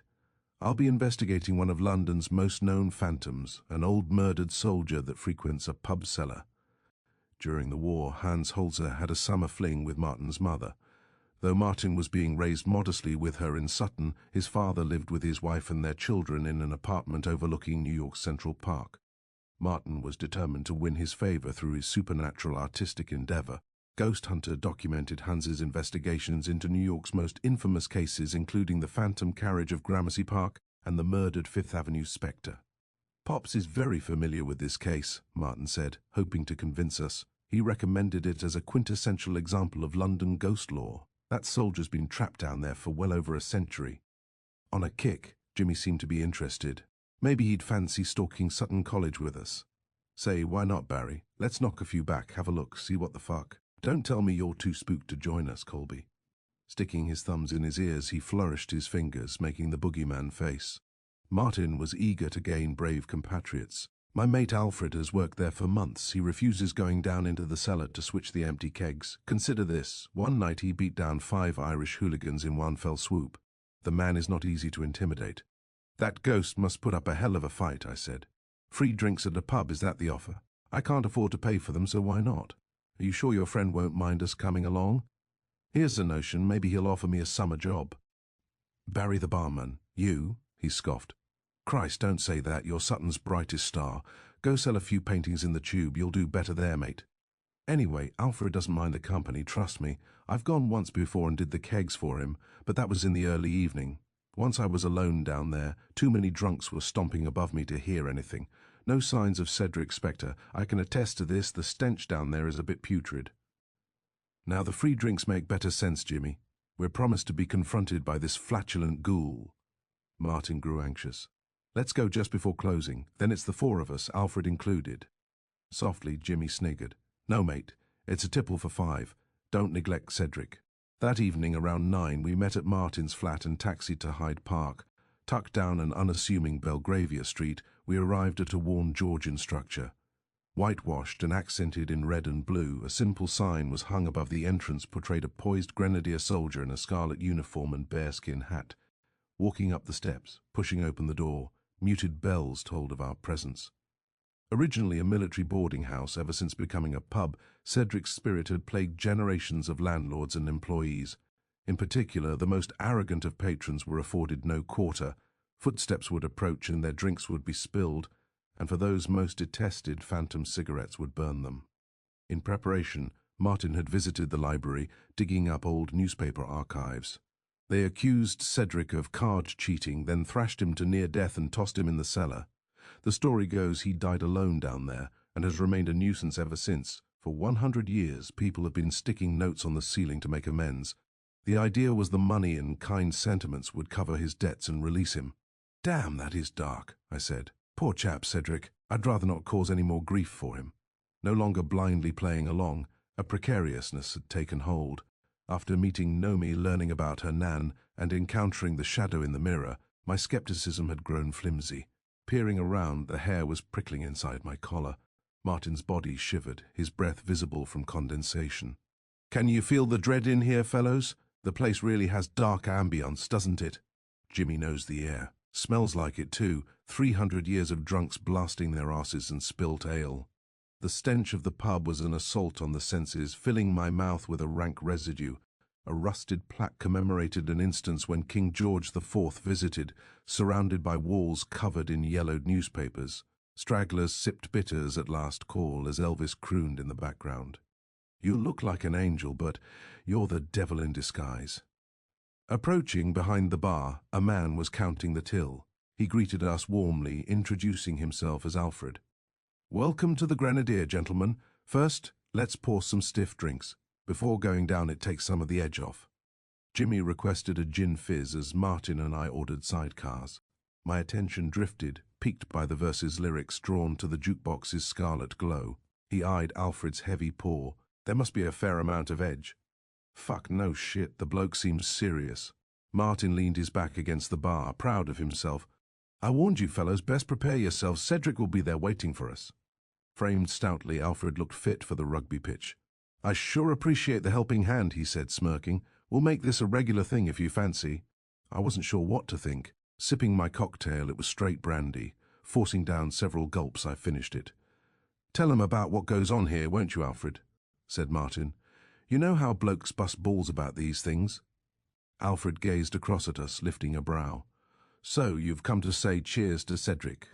His body language suggested wariness. Pardon me, gents, I'll be right back. As the last customers were leaving, Alfred trailed them out slowly, double-bolting the entry and closing the window shades. Then, he shut off the lights, leaving the jukebox's red hue to consume the room, and seated himself on a stool. Pointing behind the bar, he directed our attention to a floor hatch. As he lit a cigarette, I verified the wariness in his mannerisms. He was deeply scared. This wasn't some put-on. Shh, listen. When I'm closing alone, I hear moaning under the floorboards. Everyone quieted. The Grenadier was secluded from the main thoroughfare, unexposed to urban noises. After shutting off the music, the stillness became eerie. After shaking the ice in his whiskey, Alfred slammed all that remained. He pointed above. There's more than 100 quid placed there for his debts, yet the spectre still remains. Looking up, he wasn't exaggerating. I even noticed several 5s and 10s. I said, a slick hustle for the landlord, supposing it was cock and bull. Sorry to take the mickey, mate, but you'd be a fool to touch those. Cedric might reside here, but he's known to trail customers home. People know better to fuck with him, and the landlord rarely shows his face. Once a month he'll collect his quid and never sticks around to drink. The ghost sure detests his presence. That bloke's face and forearms have plenty of fag scars. Without intending to, I finished my second sidecar in a single go as Mum's guidance from when I was a lad emerged. See no evil, hear no evil, speak no evil. Jimmy pretended to be scared. We prefer avoiding that part, and my face is too handsome for any goddamn cigarette scars, blimey. Martin was anxious. Tell them why you won't go down there. Alfred poured himself another, sliding the bottle of Jameson down the bar. Help yourselves, gents. The cellar is Cedric's focus. That's why we have London's coldest bitter, slushy occasionally. And, get this, no refrigeration necessary. He leaned closer, speaking hushed. But what frightens me the most, and I'm not trying to worry you, gents, but I've seen a keg levitate and smash the others like bowling pins. If it's getting out of hand, then maybe it's best to leave. He pounded his glass by the mouthful. I've always preferred Bushmills despite being raised Catholic. Smoother finish, isn't it? That had me second-guessing. You sure it's safe? I suppose soiling my drawers would be one thing, but I sure wouldn't fancy being crushed by aluminium kegs. Jimmy eyed Alfred with intrigue. You're not kidding about those flying barrels? Martin spoke up. My father says that dealing with spirits, some are more affected. The Nancy boys, far more than any others, are the ones most targeted. Twice his mate's size, Alfred crossed his arms. Ah, piss off, you pocket nuisance. Martin and Jimmy burst out laughing, Alfred not far behind. I couldn't manage to grin. It sounds goddamn serious to be mucking about down there. I waited for them to stop quipping. What else has Cedric done, Alfred? Singles people out and tries to suffocate them. The stench alone down there is deathly enough, eh? Catching my pale face, he knuckled me on the shoulder. Don't worry, lad, the job only takes 10 minutes. Jimmy finished his drink. Any tricks to be aware of? Something that gets Cedric's attention? Yeah, try this with lights off, repeat Cedric. I've come to collect your debt 3 times. One bloke did it while trolleyed for a wager and wet himself. Barmy, right? Desperate for a quid, his trousers were soaked and he had nightmares for ages. That line is known to infuriate him. I sensed my face paling. How do you reckon he'll react then? Alfred stared soberly. I reckon Cedric shows up and says, what the fuck? That sounded far too precarious, yet Jimmy rose off his stool unfettered. Okay, this is just perfect. I'll go give it a toss. I looked at him balmy. Really, you're going alone? If I scream bloody murder, I know you'll always come for me. Underneath the hatch, a crude laddered stairway descended. Moments later, Jimmy vanished into the void and called out ready. Alfred closed the hatch, hit the lights, and left him in darkness. Muffled through the floor, Jimmy shouted the mantra several times. Cedric, I've come to collect your debt! For minutes after, only silence. We all flinched as a bone-rattling boom punched up into the floor, leaving us all to peer warily at the cellar entry. I turned to Alfred, horrified, ears reaching. Was that the ghost? I can't be certain. Let's wait and see what your mate says. Shortly after, Jimmy rapped beneath the floor. Alfred turned on the cellar light and lifted the hatch. Jimmy emerged, rubbing his crown. I nearly knocked myself out cold while whacking my head. Nervously, Martin eyed him. Did a keg smash you? I didn't see Cedric, but I sure felt him. Something cold grabbed a hold of my shoulders, a pair of hands. I grew stiff. Then what? He winced, aching. That's when I overreacted. Jumping up like a ninny, I banged the bloody rafters. Seeming unsurprised, Alfred replied, "Very sorry, mate. Here's some ice for your lump. Let's not forget about those. Kegs." A good sport, Jimmy remained willing. "If you wouldn't mind, Gov, let me pound another whiskey." As he reached for his glass, I pestered him about what had occurred. After repeating the phrase, he described the air being sucked from his lungs as his body grew frigid. "You're sure of it?" He looked at me squarely. "I wasn't alone down there. I'm still a bit shaky." "No way, but together with you two isn't a worry. Fucking hell, this has me so damn edgy." The lump on his head was already swelling, just as my skepticism shifted inexorably. All the empirical evidence I've been asking for is waiting right below me. Now look at me, fearful I may soil myself. "I can blame Cedric, can't I, Barry? Repeating his name sure did the job, eh? Just rest assured, third time's the bloody charm." Martin had other ideas, egging Jimmy on further. "My father told me a Cambridge professor used to conduct seances down there." "If communicating properly tickles your fancy," Alfred said, "there's an old Ouija back there." He pointed to a shelf behind the bar. "You won't catch me gambling with curses. The proprietor said it's been here for ages." It seemed like it had been Martin's plan all along. "Why not, lads? There's three of us. What's the harm?" I poured another Jameson. Downing it, I realized how pitifully frightened I was.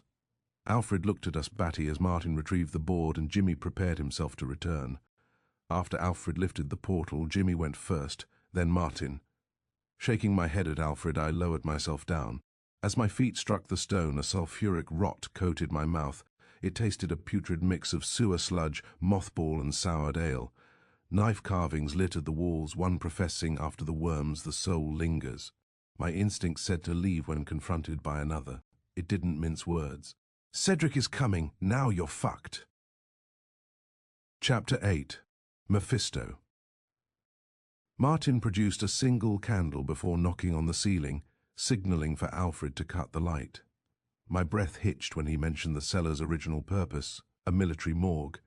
Huddled around a small table surrounded by beer barrels, I pictured rows of soldiers' corpses, the floorboards sighed above from Alfred's shuffling feet. When the light flicked off, my senses heightened as water dripped in whispers and the flames stretched the shadows. A nasty sewage stench was joined by stale yeast, my ears catching the hum of the cooling compressor. I began to shiver. I've never done anything like this, guys. The vibe definitely feels uneasy. Pricked by chills, my lungs continued to clench. Jimmy leaned his face near the candle. "Feels and stinks like a tomb once the door closes, doesn't it?" The fiery wick mirrored within his dilated pupils. We both noticed that Martin wasn't very familiar with the process. "Ouija is rather straightforward, or so I've been told." Along with the board and planchette, he'd produced a pad and pencil. Despite rubbing his lump, Jimmy remained enthused. "What questions are we asking? How about the ultimate one? If God is real, or maybe this cellar's too dirty of a place for that." "Let's begin with an introduction," Martin said. "I'm sure you lads saw the film 13 Ghosts a few years ago. That scene in the beginning with Ouija depicted it well." I realized then, Martin had never used Ouija. The movie that he referred to I'd watched at the Electric Pavilion in Brixton. The ticket included a device called the Illusion O. It was a visual effect invented by the director William Castle for his horror film. It was a low-cost, 3D ghost viewer composed of cardboard and colored filters that presented the audience with a choice of whether or not to see the spirits. The red lens on the right eye would reveal them, whereas the blue one on the left suppressed. When a ghost scene was at hand, a character in the movie warned the audience, "Use your ghost viewer now if you want to see the ghosts." The advertisement used a clever slogan, "You see the ghosts or not." Mum was too scared to look, but I wasn't. I'd teased her terribly for it, mocking the supernatural as bollocks. "After asking the spirit's name, then we can see what it wants, etc.," said Martin. "Once it's engaged, only then do we demand that it reveal itself." That notion creeped me out. Formalities are fine, but no need to piss any spirits off, right? Sorry for being such a Jessie, fellas. Now that I'm trapped down here, I'd really prefer that nothing too balmy happens. Martin pointed at my hands. "They're shaking like mad. Are you okay? Peggy was down here alone without a candle. Remember, Cedric's long dead and the spirit world can't kill you." "I understand that, I guess." Since arriving here, I haven't felt quite right, either too much whiskey or maybe not nearly enough. Snapping into focus, I stiffened my upper lip. Martin and Jimmy seemed unfazed, whereas I was already a wreck. You and I should join forces, Paige. Those stones of yours sure are admirable. So check this out. My father can gain us midnight access to the Tower of London. Fear and shame weren't as palpable as the sickening malaise affecting me. I wasn't sure if it involved the stench, my claustrophobia, or the rightfully embittered presence of Cedric. Jimmy assessed me. Feeling too timid? These affairs aren't for everyone. They're notorious for that, needless to say. If it's too much, wait upstairs with Alfred. Sure, thanks. I'm here already. Let's get it over with. Overcoming my flight instincts, looking around, I managed to laugh. Haunted or not, this place really is dismal. Watch yourself, mate, said Jimmy. Cedric might follow you home if you badmouth his barracks. I looked back, unamused. Fuck right off with that. Barry's doing fine, Martin. The man's brave as any when he gets pissy. Excellent, the time has come, gents. Let us begin by freeing our consciousnesses into a meditative state. Once ready, join my hand upon the planchette. Following his lead, Jimmy and I placed our fingers on it. Waiting quietly, indistinguishable sounds emerged around us. Perhaps passing subways or the clanging of city waterworks, but we all turned our heads looking. Worn out by pathetic excuses, religious dogmata and skeptical assertions, I had disregarded them all, despite years of stubbornly cajoling the mundane. Martin spoke with seriousness. We've come to make contact. Is any soul present? From within the wall came two muffled knocks. Turning to us, Martin nervously nodded validation. Closing my eyes, wishing it was over, I held on as minutes passed. Nothing happened. No movement began. Might have been a rat, he said. I couldn't make out what it was. Let's push it, give it some motion, said Jimmy. Doing so in small circles, Martin repeated his question. Is there a spirit in our presence? This time on cue, the planchette veered a wider path, stopping at no. Fair enough, I said. Looks like no one's home. Not sure about you, but I'm fine getting out of here. What the fuck are you talking about? Martin was certain that something had directed it. Nice try, Cedric, but we're not buying that. We circled the planchette again as Martin projected his voice. We've been told about your horrendous death, Cedric. Unspeakable things were done to you. You've demonstrated yourself to Jimmy. Cheers for that. Might you care to re-engage? The planchette circled in its pattern multiple times before stopping again at number. Jimmy grew amused. He must be fucking with us now, isn't he? I wasn't sure what to think. Watch them both precisely. This could be some form of pre-planned shenanigan. My father taught me this technique, Martin said as the planchette circled. He tried commanding the spirit sternly. If you're not Cedric, then who are you? What has you so meek? Are you a sissy now that there's three of us? My breath constricted as the planchette lunged forward. It began circling again, faster, then froze at sea. Jimmy's breath caught. That's goddamn insane. It's game on, mates. As the planchette took on a life of its own, I struggled with accepting what my eyes were witnessing. Once it spelt out Cedric, they both reacted emphatically while I gazed with incredulousness. The moment it touched the final letter, I pulled my hand away. My cynicism about the finality of death had fractured. Ghosts, souls, the aether. What if it's all legitimate? Put on the edge, I grew suspicious. Come on, lads, enough with this shit. Are either of you guiding it? Be straight with me otherwise. Martin stared at me genuinely. Put your hand back. Blazing hell, man, it's working perfectly. Hair standing on my neck, against all instinct, I reached out to the planchette, its cracked texture against my fingers. Here's a question so you can prove your abilities to us, Martin called out to the ether. How many siblings do I have? He had never mentioned his father's family abroad. Neither Jimmy nor I would know the answer. The planchette stopped on the number 2. Martin slumped, face strained. Maybe Cedric got lucky, but that's correct. My perceived world tilted. Captivated, I had to test it. If this spirit could pull a secret from the deepest corner of my mind, anything was possible. I thought of a childhood memory, one of the last involving my father. The planchette began circling just as my emotions continued ratcheting. Now prove your abilities to me, Cedric, I called out. What was the name of my stillborn brother? I was watching a dream. The answer came letter after letter.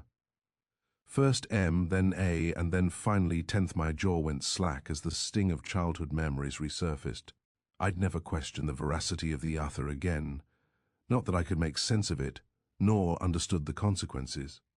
In silent suspense, Jimmy and Martin waited.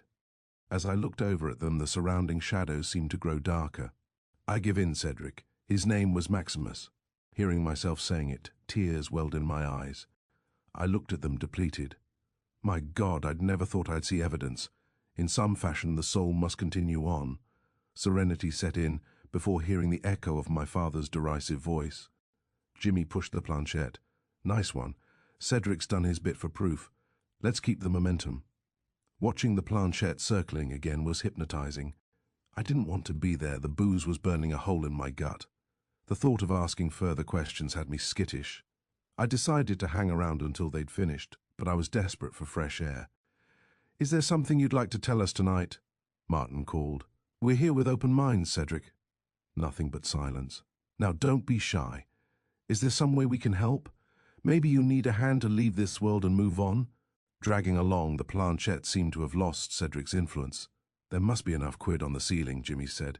Martin tried again, fervent in his tenor. "I'm not asking, I'm commanding. Is there a message for us, Cedric? What other spirits are amongst us today?" The planchette halted, cold to the touch. Motion stirred behind me. "Did you hear that?" I gestured with my eyes to a darkened corner. A shadow had passed through my peripheral vision, I was certain. Jimmy looked over my shoulder. "Where? Let's see if he'll show himself to us. Come on, Martin, isn't that why we're here?" He nodded and gulped hard. This time he abandoned his bravado. "We've come with good intentions, Cedric. Please consider us friends. Would you be so kind as to—" A sharp gust extinguished the candle with intention. Darkness consumed my vision as I screamed like a bloody ninny. Jimmy and Martin fiddled with lighters while I idled without one. I shrieked. Fingers were squeezing my torso. "Cedric is grabbing me!" As their lighters broke the darkness, a macabre omen awaited. Stabbed through the Ouija board, right through the sign for no, the pencil remained standing. On the pad of paper beside it, an unfamiliar word lay written. It read, Mephisto, as if scrawled by the hand of a child. Jimmy stared back at me, double-taking. "Now I'm feeling like Sherlock Holmes." "Seems a little harsh," Cedric's outburst. "Think it's a riddle he's given us? Rumpelstiltskin? I'm glad that pencil didn't spike anyone. Do you see that? Somehow it went clean through the board. Whew, how nerve-wracking. So what's this term Mephisto all about? I need to get the fuck out of here right now." It was all too overbearing as I knocked for Alfred. In short order, the light flipped on and the door lifted. He poked his head down. "Welcome back to the land of the living. Assuming nobody's too possessed, don't forget to swap out those kegs." "No sweat, be up in a few," said Martin. "You just missed all the action. Bloody Cedric likes to over-deliver, no thanks. Catch you blokes topside." I got to work. "Still can't believe you came alone down here like that, Jimmy. You sure have a warped fascination with spirits and all the occult shit." Plugging in a tap line, he paused to contemplate. "Jung says to embrace your shadow. To understand death is to know life. So now you're Confucius." 5 minutes passed, us all breaking a sweat. Stopping in haste, Martin leaned upon the wall. "My stomach's fucked. I may have to take a shit." He stumbled, grabbing the wall to steady himself. Without any warning, he vomited profusely, dousing our legs with putrid slop. "You barfed, mate." Stepping back, Jimmy pinched his nose. "Whew, that's a rotten purge. Have you been eating curry? It smells so fucking revolting. I didn't think the stink could get any worse." Jimmy secured the final keg's tap. "Let's head upstairs. The job's good." At the ladder, I looked back. "Hope you're feeling better. After experiencing this, I'm a believer." Somehow he knew about Max. Funny how our perception changes so fast. Not that I've done so, but I'm inclined to pray for my brother. "I'm with you. That exchange was surreal. Listen, I have a confession. This was the first time anything happened without my dad present. Anyway, let me toss a bucket of water over this puke. Be right up." After crawling up the ladder, I sat at the bar alongside Alfred. He slid me the Jameson bottle. "I take it you blokes had a visitor. I'm no one to judge, but it sure sounded like a woman was screaming down there." "I'm the bloody Nance. No shit, though. I could feel hands all over me. Not to mention the Ouija answered an impossible question while claiming to be Cedric. Who knows what the fuck it was, or who. Christ, I'm new at this." I poured a generous tumbler. "Things happened tonight I'll never forget. Never mind if the whiskey's talking, but I feel changed from it. I tossed my drawers in the bin after shitting them. No need to explain to me." He ran the taps, testing them. "Excellent work, lads." Leaning back against the bar, he looked at us with exasperation. Now you see why I won't go down there. Whatever that ghost is, I don't want to be anywhere near it." He did the sign of the cross before slamming down his Jameson. "Cheers to the spirit of Cedric." Jimmy toasted us, scanning the room. "His legend lives on with us tonight." Once back in the car, all things considered, I felt rather courageous. Driving by a maternity center, I contemplated the unrealized existence of Max. All aspects of my daily life were a reminder of his stillbirth. His loss caused my father to leave, devastating Mum during that cursed Christmas. Alone in the back seat, at some point I leaned forward and noticed the Ouija under Jimmy's arm. "Don't tell me you nicked that." He turned around, pleased with himself. "Alfred insisted I keep it as a souvenir. It had him nervous behind the bar." For a moment all was quiet. Looking in the rear-view mirror, Martin's eyes widened at mine in validation. I was no expert regarding spirits, but doing so was a reputed faux pas. "Martin, please tell him, is taking a possessed object from its location proper protocol?" "I'm learning about this in real time. Let me mull it over for a minute." Jimmy waved us off. "We were lucky to find a working Ouija and Alfred kindly gave it to me. Don't get your knickers bunched up over this. It's not like spirits can kill us. Anyway, moving forward, a proven board will always be available." Martin spoke up. "My father writes about cursed objects. The thing is, consequences aren't realized until well after the fact. Boy, you two sure are some sensitive ghost hunters. Tell you what, consider it an experiment. I'll be your guinea pig. If all hell breaks loose, I was wrong, eh? These affairs sure are fascinating." I can see why Aleister Crowley was so obsessed.